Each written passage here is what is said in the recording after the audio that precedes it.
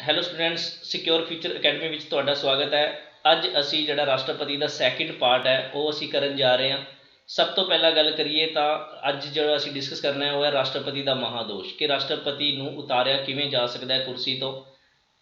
ਦੇਖੋ, ਇੱਕ ਹੀ ਕਾਰਨ ਹੈ ਅਗਰ ਅਸੀਂ ਰਾਸ਼ਟਰਪਤੀ ਨੂੰ ਉਤਾਰਨਾ, ਉਹ ਹੈ ਸੰਵਿਧਾਨ ਦੀ ਉਲੰਘਣਾ। ਪਰ ਸੰਵਿਧਾਨ ਵਿੱਚ ਦੱਸਿਆ ਨਹੀਂ ਹੋਇਆ ਕਿ ਕਿਸ ਤਰ੍ਹਾਂ ਦੀ ਉਲੰਘਣਾ, ਬਸ ਇੰਨਾ ਲਿਖਿਆ ਹੋਇਆ ਕਿ ਸੰਵਿਧਾਨ ਦੀ ਉਲੰਘਣਾ ਕਰਨ 'ਤੇ ਹੀ ਰਾਸ਼ਟਰਪਤੀ ਨੂੰ ਹਟਾਇਆ ਜਾ ਸਕਦਾ ਹੈ। ਹੁਣ ਹਟਾਇਆ ਕਿਵੇਂ ਜਾ ਸਕਦਾ ਹੈ, ਉਸ ਦੇ ਲਈ ਇੱਕ ਪ੍ਰਸਤਾਵ ਆਏਗਾ। ਜੋ ਪ੍ਰਸਤਾਵ ਹੈ ਉਹ ਸਦਨ ਦੇ ਮਤਲਬ ਸੰਸਦ ਦੇ ਕਿਸੇ ਵੀ ਸਦਨ ਦੇ ਦੁਆਰਾ ਆ ਸਕਦਾ ਹੈ, ਯਾਨੀ ਕਿ ਕਿਸੇ ਵੀ ਸਦਨ ਦੇ ਵਿੱਚ ਪਹਿਲਾਂ ਇਹ ਜਿਹੜਾ ਮਹਾਦੋਸ਼ ਦਾ ਜਿਹੜਾ ਰੈਸੋਲੂਸ਼ਨ ਹੈ, ਯਾਨੀ ਕਿ ਜੋ ਪ੍ਰਸਤਾਵ ਹੈ ਉਹ ਪੇਸ਼ ਕੀਤਾ ਜਾ ਸਕਦਾ ਹੈ। ਪਰ ਪੇਸ਼ ਕਰਨ ਦੇ ਲਈ ਜਿਸ ਸਦਨ ਦੇ ਵਿੱਚ ਇਹ ਪੇਸ਼ ਹੋਏਗਾ, ਉਸ ਸਦਨ ਦੇ 25% ਮੈਂਬਰ, ਕਿਤੇ ਕਿਤੇ ਇਹ ਲਿਖਿਆ ਹੁੰਦਾ 1/4 ਮੈਂਬਰ, ਉਹਨਾਂ ਦੇ ਦੁਆਰਾ ਸਾਈਨ ਕਰਵਾਉਣੇ ਜ਼ਰੂਰੀ ਹੈ। ਫਿਰ ਉਸ ਤੋਂ ਬਾਅਦ ਅਗਰ ਗੱਲ ਕਰੀਏ ਤਾਂ 14 ਦਿਨਾਂ ਦਾ ਨੋਟਿਸ ਵੀ ਦੇਣਾ ਜ਼ਰੂਰੀ ਹੈ ਰਾਸ਼ਟਰਪਤੀ ਨੂੰ, ਕਿ ਬਈ ਤੁਹਾਨੂੰ ਅਸੀਂ ਲਾ ਰਹੇ ਹਾਂ। ਫਿਰ ਇਸ ਨੂੰ ਸਦਨ ਦੇ ਜਿਹੜੇ ਕੁੱਲ ਮੈਂਬਰ ਹੈ, ਜਿਸ ਸਦਨ ਦੇ ਵਿੱਚ ਇਹ ਆਏਗਾ, ਉਸ ਦੇ 2/3 ਮੈਂਬਰ, ਯਾਨੀ ਕਿ 2/3 ਮੈਂਬਰ ਦੇ ਬਹੁਮਤ ਨਾਲ ਇਸ ਨੂੰ ਪਾਸ ਕਰਨਾ ਪਵੇਗਾ। ਅਗਰ 2/3 ਬਹੁਮਤ ਨਾਲ ਸਦਨ ਦੇ ਕਿਸੇ ਇੱਕ ਸਦਨ ਦੇ ਵਿੱਚ ਅਗਰ ਪਾਸ ਹੋ ਜਾਂਦਾ ਤਾਂ ਇਹ ਜਿਹੜਾ ਰੈਸੋਲੂਸ਼ਨ ਹੈ ਉਹ ਅਗਲੇ ਹਾਊਸ ਦੇ ਵਿੱਚ ਚਲਾ ਜਾਏਗਾ। ਕਹਿਣ ਦਾ ਮਤਲਬ, ਅਗਰ ਲੋਕ ਸਭਾ ਦੇ ਵਿੱਚ ਪਹਿਲਾਂ ਪੇਸ਼ ਹੋਇਆ ਸੀ ਤਾਂ ਬਾਅਦ ਵਿੱਚ ਰਾਜ ਸਭਾ 'ਚ ਚਲਾ ਜਾਏਗਾ। ਅਗਰ ਰਾਜ ਸਭਾ ਵਿੱਚ ਪਹਿਲਾਂ ਪੇਸ਼ ਹੋਇਆ ਸੀ ਤਾਂ ਫਿਰ ਲੋਕ ਸਭਾ 'ਚ ਚਲਾ ਜਾਏਗਾ।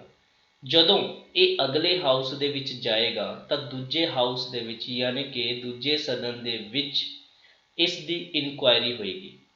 ਇਸ ਦੀ ਜਦੋਂ ਇਨਕੁਆਇਰੀ ਹੋਏਗੀ ਤਾਂ ਉੱਥੇ ਰਾਸ਼ਟਰਪਤੀ ਜਿਹੜਾ ਹੈਗਾ ਉਹ ਆਪ ਵੀ ਪੇਸ਼ ਹੋ ਸਕਦਾ ਹੈ, ਜਾਂ ਫਿਰ ਕਿਸੇ ਨੂੰ ਆਪਦੇ ਵੱਲੋਂ ਬਿਠਾ ਵੀ ਸਕਦਾ ਹੈ, ਯਾਨੀ ਕਿ ਉਹ ਉਹਦੇ ਵੱਲੋਂ ਨੁਮਾਇੰਦਗੀ ਕਰੇਗਾ। ਇਹ ਅਧਿਕਾਰ ਹੈ ਪ੍ਰੈਜ਼ੀਡੈਂਟ ਕੋਲ।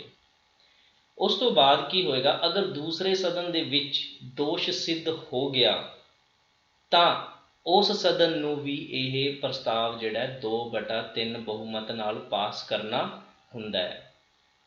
ਪਰ ਇੱਥੇ ਦੋ ਗੱਲਾਂ ਨੋਟ ਕਰਨੀਆਂ ਬਹੁਤ ਜ਼ਰੂਰੀ ਹੈ, ਜੋ ਪੇਪਰਾਂ ਦੇ ਵਿੱਚ ਆਮ ਹੀ ਪੁੱਛੀ ਜਾਂਦੀ ਹੈ, ਕਿ ਸੰਸਦ ਦੇ ਜਿਹੜੇ ਨਾਮਜ਼ਦ ਮੈਂਬਰ ਹੈ, ਲੋਕ ਸਭਾ ਦੇ ਵਿੱਚ 2 ਮੈਂਬਰ, ਰਾਜ ਸਭਾ ਦੇ ਵਿੱਚ 12 ਮੈਂਬਰ, ਇਹ ਵੀ ਹਿੱਸਾ ਲੈਣਗੇ ਉਦੋਂ। ਹਾਲਾਂਕਿ ਵੋਟਿੰਗ ਕਰਨ ਸਮੇਂ ਇਹ 14 ਮੈਂਬਰ ਦੋਨੋਂ ਸਦਨ ਦੇ ਹਿੱਸਾ ਨਹੀਂ ਲੈਂਦੇ, ਪਰ ਜਦੋਂ ਰਾਸ਼ਟਰਪਤੀ ਨੂੰ ਉਤਾਰਨਾ ਤਾਂ ਇਹ ਹਿੱਸਾ ਲੈਣਗੇ। ਉਸ ਤੋਂ ਬਾਅਦ ਅਗਰ ਗੱਲ ਕਰੀਏ ਇੱਕ ਹੋਰ ਪੁਆਇੰਟ ਦੀ ਜੋ ਬਹੁਤ ਇੰਪੋਰਟੈਂਟ ਹੈ, ਉਹ ਇਹ ਹੈ ਕਿ ਜਦੋਂ ਰਾਸ਼ਟਰਪਤੀ ਦਾ ਇਲੈਕਸ਼ਨ ਹੁੰਦਾ ਹੈ ਤਾਂ ਰਾਜਾਂ ਅਤੇ ਜੋ ਕੇਂਦਰ ਸ਼ਾਸਿਤ ਪ੍ਰਦੇਸ਼, ਇੱਥੇ ਕੇਂਦਰ ਸ਼ਾਸਿਤ ਪ੍ਰਦੇਸ਼ ਆਏਗਾ, ਰਾਜਾਂ ਅਤੇ ਕੇਂਦਰ ਸ਼ਾਸਿਤ ਪ੍ਰਦੇਸ਼ ਦੀਆਂ ਜਿਹੜੀਆਂ ਵਿਧਾਨ ਸਭਾਵਾਂ, ਹਾਲਾਂਕਿ 3 ਹੀ ਵਿਧਾਨ ਸਭਾ ਹੈ ਕੇਂਦਰ ਸ਼ਾਸਿਤ ਪ੍ਰਦੇਸ਼ਾਂ ਦੀਆਂ, ਇੱਕ ਜੰਮੂ ਕਸ਼ਮੀਰ, ਇੱਕ ਪੌਂਡੇਚੇਰੀ ਅਤੇ ਇੱਕ ਦਿੱਲੀ, ਤਾਂ ਉਹਨਾਂ 3 ਯੂਟੀਜ਼ ਦੀਆਂ ਜਿਹੜੀਆਂ ਵਿਧਾਨ ਸਭਾ ਅਤੇ ਬਾਕੀ ਸਾਰੇ ਰਾਜਾਂ ਦੀਆਂ ਜਿਹੜੀ ਵਿਧਾਨ ਸਭਾ ਦੇ ਜਿਹੜੇ ਚੁਣੇ ਹੋਏ ਮੈਂਬਰ, ਯਾਨੀ ਕਿ MLA member of legislative assembly, ਉਹ ਰਾਸ਼ਟਰਪਤੀ ਦੇ ਮਹਾਦੋਸ਼ ਦੇ ਵਿੱਚ, ਯਾਨੀ ਕਿ ਇੰਪੀਚਮੈਂਟ ਦੇ ਵਿੱਚ ਹਿੱਸਾ ਨਹੀਂ ਲੈਂਦੇ। ਇਹ ਗੱਲਾਂ ਦੋਨੇ ਧਿਆਨ ਰੱਖਣੀਆਂ, ਪੇਪਰ 'ਚ ਪੁੱਛੀਆਂ ਜਾਂਦੀਆਂ। ਰਾਸ਼ਟਰਪਤੀ ਦੇ ਆਮ ਤੌਰ 'ਤੇ ਚੈਪਟਰ ਦੇ ਵਿੱਚੋਂ ਇਹ 2 ਚੀਜ਼ਾਂ ਬਹੁਤ ਜ਼ਰੂਰੀ ਹੈ।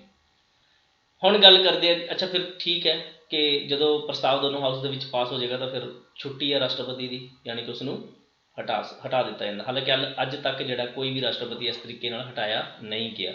ਖੁਸ਼ਕਿਸਮਤੀ ਹੈ ਸਾਡੇ ਰਾਸ਼ਟਰਪਤੀਆਂ ਦੀ, ਹਜੇ ਤੱਕ ਉਤਾਰੇ ਨਹੀਂ ਗਏ। ਉਸ ਤੋਂ ਬਾਅਦ ਗੱਲ ਕਰਦੇ ਹਾਂ ਜੀ ਰਾਸ਼ਟਰਪਤੀ ਦੀਆਂ ਸ਼ਕਤੀਆਂ ਅਤੇ ਉਸਦੇ ਕਾਰਜ। ਸਭ ਤੋਂ ਪਹਿਲਾਂ ਕਾਰਜਕਾਰੀ ਸ਼ਕਤੀ, ਮਤਲਬ ਐਗਜ਼ੀਕਿਊਟਿਵ ਪਾਵਰਸ। ਐਗਜ਼ੀਕਿਊਟਿਵ ਪਾਵਰਸ ਦਾ ਮਤਲਬ ਇਹ ਹੈ ਕਿ ਕਾਨੂੰਨਾਂ ਨੂੰ ਲਾਗੂ ਕਰਨ ਵਾਲੀਆਂ ਪਾਵਰਸ ਨੂੰ ਬੋਲਦੇ ਆ ਐਗਜ਼ੀਕਿਊਟਿਵ ਪਾਵਰ। ਉਸ ਤੋਂ ਬਾਅਦ ਹੈ ਜੀ ਵਿਧਾਨਿਕ ਸ਼ਕਤੀਆਂ, ਯਾਨੀ ਕਿ ਲੈਜਿਸਲੇਚਰ ਪਾਵਰ। ਜਿਹੜੀ ਇਹ ਵਿਧਾਨਿਕ ਸ਼ਕਤੀਆਂ, ਇਸ ਦਾ ਮਤਲਬ ਹੋ ਗਿਆ ਕਿ ਕਾਨੂੰਨ ਬਣਾਉਣ ਵਾਲੀਆਂ ਸ਼ਕਤੀਆਂ। ਸਾਫ਼ ਪਤਾ ਚੱਲ ਰਿਹਾ ਹੈ ਨਾ, ਕਿ ਵੀ ਰਾਸ਼ਟਰਪਤੀ ਵੀ ਕਾਨੂੰਨ ਬਣਾਉਂਦਾ ਹੈ, ਬਿਲਕੁਲ ਬਣਾਉਂਦਾ ਹੈ। ਕਿਸ ਤਰੀਕੇ ਨਾਲ ਬਣਾਉਂਦਾ ਹੈ ਤੁਹਾਨੂੰ ਅੱਗੇ ਦੱਸਾਂਗੇ। ਇੱਕ ਚੀਜ਼ ਯਾਦ ਰੱਖਿਓ, ਆਰਡੀਨੈਂਸ। ਉਸ ਤੋਂ ਬਾਅਦ ਗੱਲ ਕਰਦੇ ਹਾਂ ਜੀ ਵਿੱਤੀ ਸ਼ਕਤੀਆਂ ਦੀ। ਜਿਹੜੀ ਵਿੱਤੀ ਸ਼ਕਤੀਆਂ ਮਤਲਬ ਪੈਸਿਆਂ ਨਾਲ ਰਿਲੇਟਿਡ ਹੈ ਨਾ, ਵਿੱਤੀ ਸ਼ਕਤੀਆਂ ਵੀ ਰਾਸ਼ਟਰਪਤੀ ਕੋਲ ਹੈਗੀਆਂ। ਉਸ ਤੋਂ ਬਾਅਦ ਗੱਲ ਕਰਦੇ ਹਾਂ ਜੀ ਨਿਆਇਕ ਸ਼ਕਤੀਆਂ। ਰਾਸ਼ਟਰਪਤੀ ਨਿਆਂ ਵੀ ਕਰਦਾ ਹੈ, ਬਿਲਕੁਲ ਕਰਦਾ ਹੈ। ਸਜ਼ਾ ਨੂੰ ਘੱਟ ਕਰ ਸਕਦਾ ਹੈ, ਸਜ਼ਾ ਨੂੰ, ਮੌਤ ਦੀ ਸਜ਼ਾ ਨੂੰ ਮਾਫ਼ ਕਰ ਸਕਦਾ ਹੈ। ਇਹ ਨਿਆਇਕ ਸ਼ਕਤੀਆਂ ਹੀ ਆ ਉਸਦੀਆਂ। ਕੂਟਨੀਤਿਕ ਸ਼ਕਤੀਆਂ। ਕੂਟਨੀਤਿਕ ਦਾ ਮਤਲਬ ਕੀ ਮੰਨੋਗੇ? ਕੂਟਨੀਤਿਕ ਹੁੰਦਾ ਜਿਵੇਂ ਮੰਨ ਲਓ ਡਿਪਲੋਮੈਟਿਕ ਪਾਵਰ ਬੋਲਦੇ ਇਹਨੂੰ ਇੰਗਲਿਸ਼ ਦੇ ਵਿੱਚ। ਜਿਵੇਂ ਰਾਜਦੂਤ ਭੇਜੇ ਜਾਂਦੇ ਆ ਦੂਸਰੇ ਦੇਸ਼ਾਂ ਦੇ ਵਿੱਚ, ਤਾਂ ਉਹ ਰਾਸ਼ਟਰਪਤੀ ਹੀ ਤਾਂ ਭੇਜਦਾ ਹੈ। ठीक है। इस करके उसनूं कूटनीतिक शक्तियां ਦੇ ਵਿੱਚ ਗਿਣਿਆ ਜਾਂਦਾ ਹੈ। ਕੂਟਨੀਤਿਕ ਦਾ ਮਤਲਬ ਹੁੰਦਾ ਵੀ ਕੋਈ ਬੰਦਾ ਜਿਵੇਂ ਕਿਸੇ ਦੇ ਨਾਲ, ਦੇਖੋ ਜਿਵੇਂ ਪਹਿਲਾਂ ਹੁੰਦੇ ਸੀਗੇ ਰਾਜੇ ਮਹਾਰਾਜੇ ਹੁੰਦੇ ਸੀ, ਉਹਨਾਂ ਵਿੱਚ ਵੀ ਕੂਟਨੀਤਿਕ ਹੁੰਦੇ ਸੀਗੇ ਕੁਝ ਜਿਹੜੇ ਜੋਬ ਕਰਦੇ ਸੀ ਕਹਿ ਲਓ ਉਸ ਉਹਨਾਂ ਰਿਆਸਤਾਂ ਦੇ ਵਿੱਚ। ਉਹਨਾਂ ਦਾ ਮਤਲਬ ਹੁੰਦਾ ਸੀ ਕਿ ਅਗਲੇ ਬੰਦੇ ਨੂੰ ਮਨਾਉਣਾ ਹੈ ਕਿਸੇ ਵੀ ਤਰੀਕੇ ਨਾਲ, ਆਪਦੀ ਗੱਲ ਨੂੰ ਮਨਾਉਣਾ ਹੈ, ਹਰ ਹਾਲ 'ਚ ਮਨਾਉਣਾ। ਇਹ ਕੂਟਨੀਤਿਕ, ਜਿਵੇਂ ਕਿ ਆਪਾਂ ਕਹਿੰਦੇ ਵੀ ਚਾਪਲੂਸੀ ਟਾਈਪ 'ਚ, ਖੈਰ ਚਾਪਲੂਸੀ ਅੱਡ ਵਰਡ ਹੈ ਲੇਕਿਨ ਕੂਟਨੀਤਿਕ ਮੈਨੂੰ ਲੱਗਦਾ ਕਿ ਸਮਝ ਆ ਜਾਣਾ ਚਾਹੀਦਾ ਤੁਹਾਨੂੰ। ਤਾਂ ਕੂਟਨੀਤਿਕ ਸ਼ਕਤੀਆਂ, ਠੀਕ ਹੈ। ਉਸ ਤੋਂ ਬਾਅਦ ਫੌਜੀ ਸ਼ਕਤੀਆਂ ਯਾਨੀ ਕਿ ਮਿਲਟਰੀ ਪਾਵਰਸ ਹੈ। ਤਿੰਨੋਂ ਸੈਨਾਵਾਂ ਦੇ ਹੈੱਡ ਨੂੰ ਕੌਣ ਨੋਮੀਨੇਟ ਕਰਦਾ ਜਾਂ ਕਿ ਕੌਣ ਅਪੁਆਇੰਟ ਕਰਦਾ? ਰਾਸ਼ਟਰਪਤੀ ਕਰਦਾ। ਤਾਂ ਇਹ ਉਸ ਦੀ ਕਿਹੜੀਆਂ ਸ਼ਕਤੀਆਂ ਹੋ ਗਈਆਂ? ਫੌਜੀ ਸ਼ਕਤੀਆਂ। ਹਾਲਾਂਕਿ ਇਹਨਾਂ ਤੋਂ ਕੂਟਨੀਤਿਕ ਸ਼ਕਤੀਆਂ ਅਤੇ ਫੌਜੀ ਸ਼ਕਤੀਆਂ ਦਾ ਕੋਈ ਕੁਐਸਚਨ ਨਹੀਂ ਆਉਂਦਾ, ਬਸ ਦੋ ਕੁ ਕੁਐਸਚਨ ਇਹੀ ਆਉਂਦੇ ਆ ਕਿ ਰਾਜਦੂਤਾਂ ਨੂੰ ਅਪੁਆਇੰਟ ਕੌਣ ਕਰਦਾ ਹੈ, ਫੌਜੀ ਜਿਹੜੀ ਉਹ ਤਿੰਨ ਸੈਨਾਵਾਂ ਸਾਡੀਆਂ ਏਅਰਫੋਰਸ, ਆਰਮੀ ਅਤੇ ਨੇਵੀ, ਇਹਨਾਂ ਦੇ ਹੈੱਡ ਨੂੰ ਕੌਣ ਅਪੁਆਇੰਟ ਕਰਦਾ? ਰਾਸ਼ਟਰਪਤੀ। ਇਹ ਦੋ ਹੀ ਪਾਵਰ ਆਉਂਦੀਆਂ ਹੁੰਦੀਆਂ ਬਸ। ਉਸ ਤੋਂ ਬਾਅਦ ਹੈ ਜੀ ਸੰਕਟਕਾਲੀਨ ਸ਼ਕਤੀਆਂ, ਵੈਰੀ ਵੈਰੀ ਇੰਪੋਰਟੈਂਟ। ਪਰ ਅਸੀਂ ਸੰਕਟਕਾਲੀਨ ਸ਼ਕਤੀਆਂ ਦੇ ਬਾਰੇ ਇੱਕ ਚੈਪਟਰ ਹੈ ਪੂਰਾ ਡਿਟੇਲ 'ਚ ਕਰਾਂਗੇ, ਉੱਥੇ ਕੁਐਸਚਨ ਇੱਥੋਂ ਕੁਐਸਚਨ ਬਹੁਤ ਆਉਂਦੇ ਆ, ਧਿਆਨ ਨਾਲ ਪੜ੍ਹਾਂਗੇ ਉਸ ਨੂੰ, ਪਰ ਜਿੰਨਾ ਕੁ ਹੋ ਸਕੇ ਇਹਦੇ 'ਚ ਪੜ੍ਹਾਂਗੇ। ਹੁਣ ਗੱਲ ਕਰਦੇ ਜੀ ਰਾਸ਼ਟਰਪਤੀ ਦੀ ਜਿਹੜੀ ਕਾਰਜਕਾਰੀ ਸ਼ਕਤੀਆਂ ਯਾਨੀ ਕਿ ਜਿਹੜੀ ਉਸਦੀ ਐਗਜ਼ੀਕਿਊਟਿਵ ਪਾਵਰਸ ਹੈ ਉਹ ਕੀ ਹੈ? ਪਹਿਲੀ, ਭਾਰਤ ਸਰਕਾਰ ਦੀਆਂ ਸਾਰੀਆਂ ਕਾਰਜਕਾਰੀ ਜਿਹੜੀ ਕਾਰਵਾਈਆਂ ਯਾਨੀ ਕਿ ਭਾਰਤ ਸਰਕਾਰ ਦਾ ਜੋ ਵੀ ਪ੍ਰਸ਼ਾਸਨ ਚੱਲਦਾ ਹੈ ਉਹ ਰਸਮੀ ਤੌਰ 'ਤੇ ਰਾਸ਼ਟਰਪਤੀ ਦੇ ਨਾਂ 'ਤੇ ਹੀ ਚੱਲਦਾ ਹੈ, ਕਿਉਂਕਿ ਰਾਸ਼ਟਰਪਤੀ ਦੇ ਸਿਗਨੇਚਰ ਤੋਂ ਬਿਨਾਂ ਕੋਈ ਵੀ ਕਾਰਵਾਈ ਨਹੀਂ ਹੋਏਗੀ। ਇਸੇ ਲਈ ਤਾਂ ਕਿਹਾ ਜਾਂਦਾ ਹੈ ਕਿ ਰਾਸ਼ਟਰਪਤੀ ਜਦੋਂ ਉਸਦਾ ਕਾਰਜਕਾਲ ਪੂਰਾ ਹੁੰਦਾ ਹੈ ਤਾਂ ਉਹਦੇ ਕਾਰਜਕਾਲ ਪੂਰਾ ਹੋਣ ਤੋਂ ਪਹਿਲਾਂ ਅਗਲੇ ਰਾਸ਼ਟਰਪਤੀ ਜੋ ਬਣੇਗਾ ਉਸ ਦਾ ਚੁਣਿਆ ਜਾਣਾ ਜ਼ਰੂਰੀ ਹੈ, ਤਾਂ ਕਿ ਭਾਰਤ ਸਰਕਾਰ ਦਾ ਕੋਈ ਵੀ ਕੰਮ ਰੁਕੇ ਨਾ। ਇਸੇ ਕਰਕੇ ਰਾਸ਼ਟਰਪਤੀ ਦੀ ਡੈਥ ਦੇ ਨਾਲ ਬਿਲਕੁਲ ਨਾਲ ਦੀ ਨਾਲ ਹੀ ਜਿਹੜਾ ਵਾਈਸ ਪ੍ਰੈਜ਼ੀਡੈਂਟ ਨੂੰ ਜਿਹੜਾ ਕੀ ਹੈ ਪ੍ਰੈਜ਼ੀਡੈਂਟ ਦੀ ਪਾਵਰ ਦੇ ਦਿੱਤੀ ਜਾਂਦੀ ਹੈ। ਕਿਉਂ? ਤਾਂ ਕਿ ਕੇਂਦਰ ਸਰਕਾਰ ਦਾ ਕੰਮ ਰੁਕੇ ਨਾ, ਠੀਕ ਹੈ।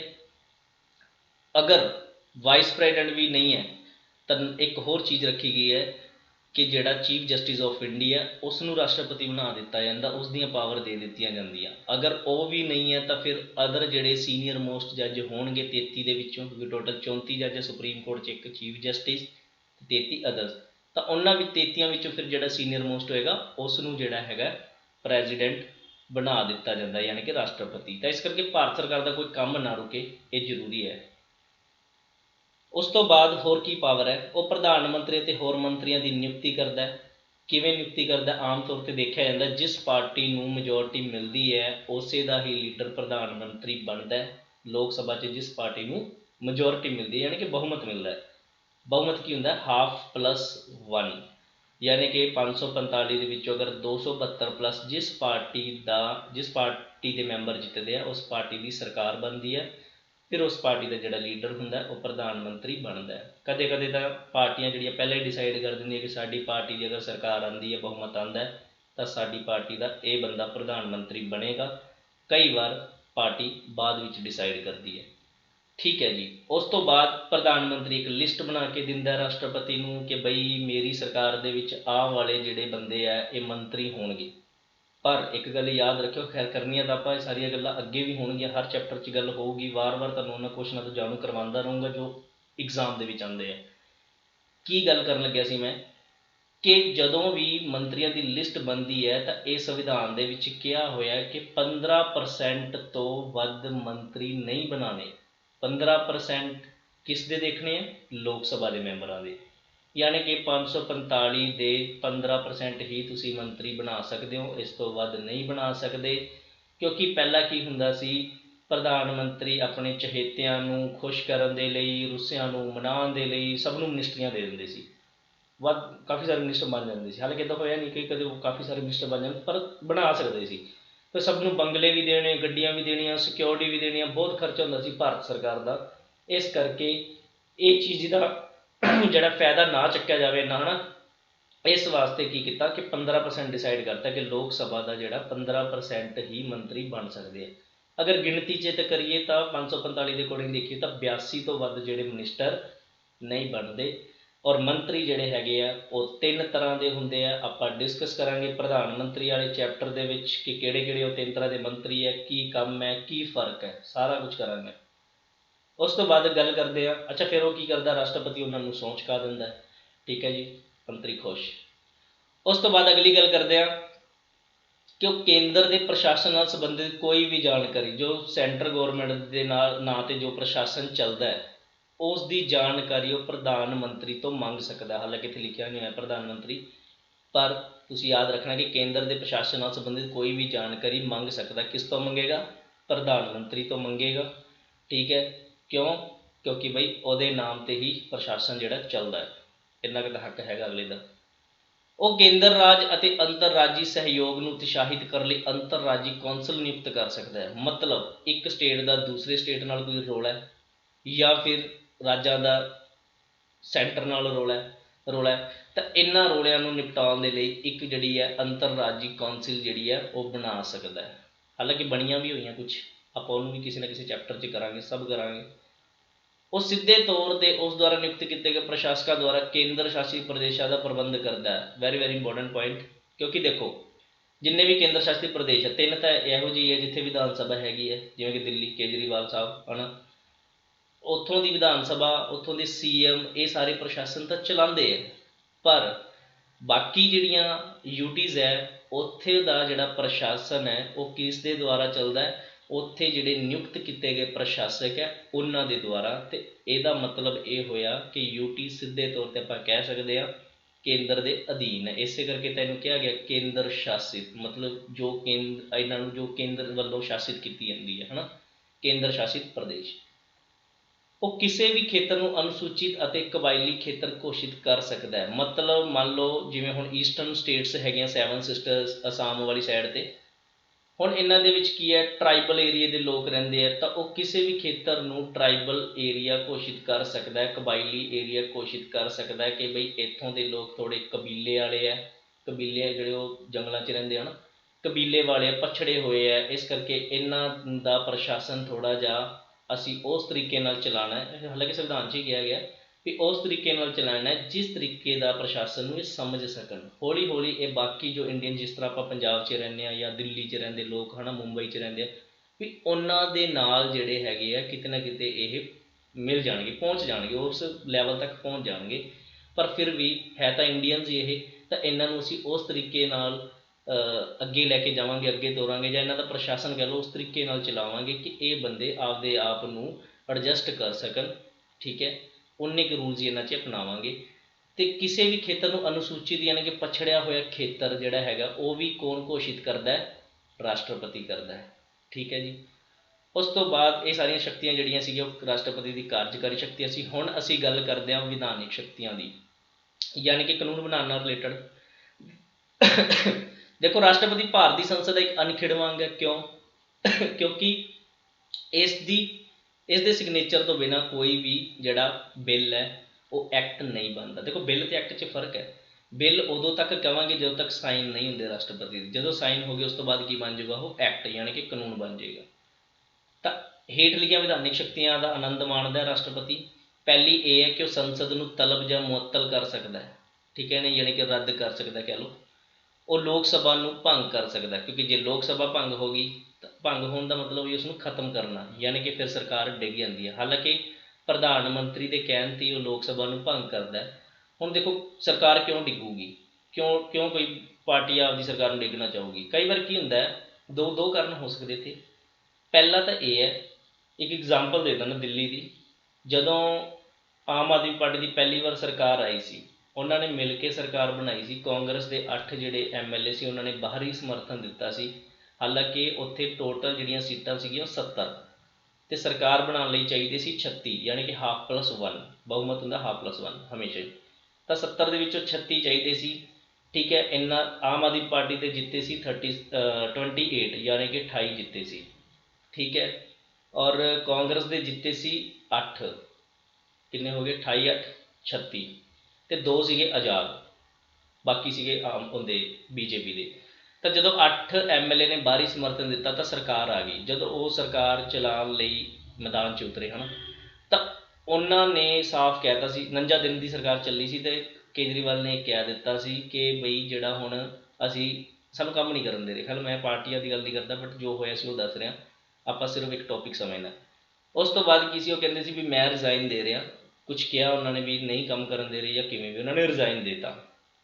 ਯਾਨੀ ਕਿ ਉਹਨਾਂ ਨੇ ਖੁਦ ਕਿਹਾ, ਉਸ ਉੱਥੋਂ ਦੇ ਗਵਰਨਰ ਨੂੰ ਖੁਦ ਕਿਹਾ, ਹਾਲਾਂਕਿ ਡਿਪਟੀ ਗਵਰਨਰ ਹੁੰਦੇ ਆ UTs 'ਚ, ਉਹਨਾਂ ਨੂੰ ਖੁਦ ਕਿਹਾ ਕਿ ਬਈ ਜਿਹੜੀ ਇਹ ਸਰਕਾਰ ਹੈ ਉਹ ਭੰਗ ਕਰ ਦਿਓ।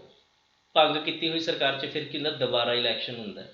ਠੀਕ ਹੈ, ਇਸ ਤਰੀਕੇ ਨਾਲ ਹੁਣ ਪ੍ਰਧਾਨ ਮੰਤਰੀ ਵੀ ਚਾਹੇ ਤਾਂ ਰਾਸ਼ਟਰਪਤੀ ਨੂੰ ਕਹਿ ਸਕਦਾ ਕਿ ਜਿਹੜੀ ਲੋਕ ਸਭਾ ਭੰਗ ਕਰ ਦਿਓ, ਫਿਰ ਭੰਗ ਹੋਣ 'ਤੇ ਕੀ ਹੁੰਦਾ, ਦੁਬਾਰਾ ਇਲੈਕਸ਼ਨ ਹੁੰਦਾ। ਦੂਸਰੀ ਕੰਡੀਸ਼ਨ ਕੀ ਹੋ ਸਕਦੀ ਹੈ, ਦੂਸਰੀ ਕੰਡੀਸ਼ਨ ਇਹ ਹੋ ਸਕਦੀ ਹੈ, ਇਹ ਬਿਹਾਰ ਦੀ ਐਗਜ਼ਾਮਪਲ ਦੇ ਦਿੰਦਾ, ਫਿਰ ਸੈਂਟਰ ਨਾਲ ਜੋੜਾਂਗੇ ਇਸਨੂੰ।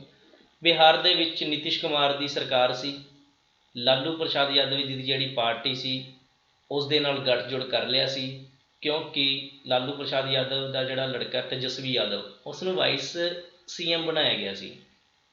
ਤਾਂ ਕੁਛ ਅਜਿਹਾ ਹੋਇਆ ਬਿਹਾਰ ਦੇ ਵਿੱਚ ਕਿ ਨਿਤਿਸ਼ ਕੁਮਾਰ ਜੋ CM ਸੀ, ਉਹਨਾਂ ਨੇ ਕਿਹਾ ਕਿ ਵੀ ਤੁਸੀਂ ਰਿਜ਼ਾਈਨ ਦੇ ਦਿਓ, ਤਾਂ ਉਹਨਾਂ ਨੇ ਰਿਜ਼ਾਈਨ ਨਹੀਂ ਦਿੱਤਾ।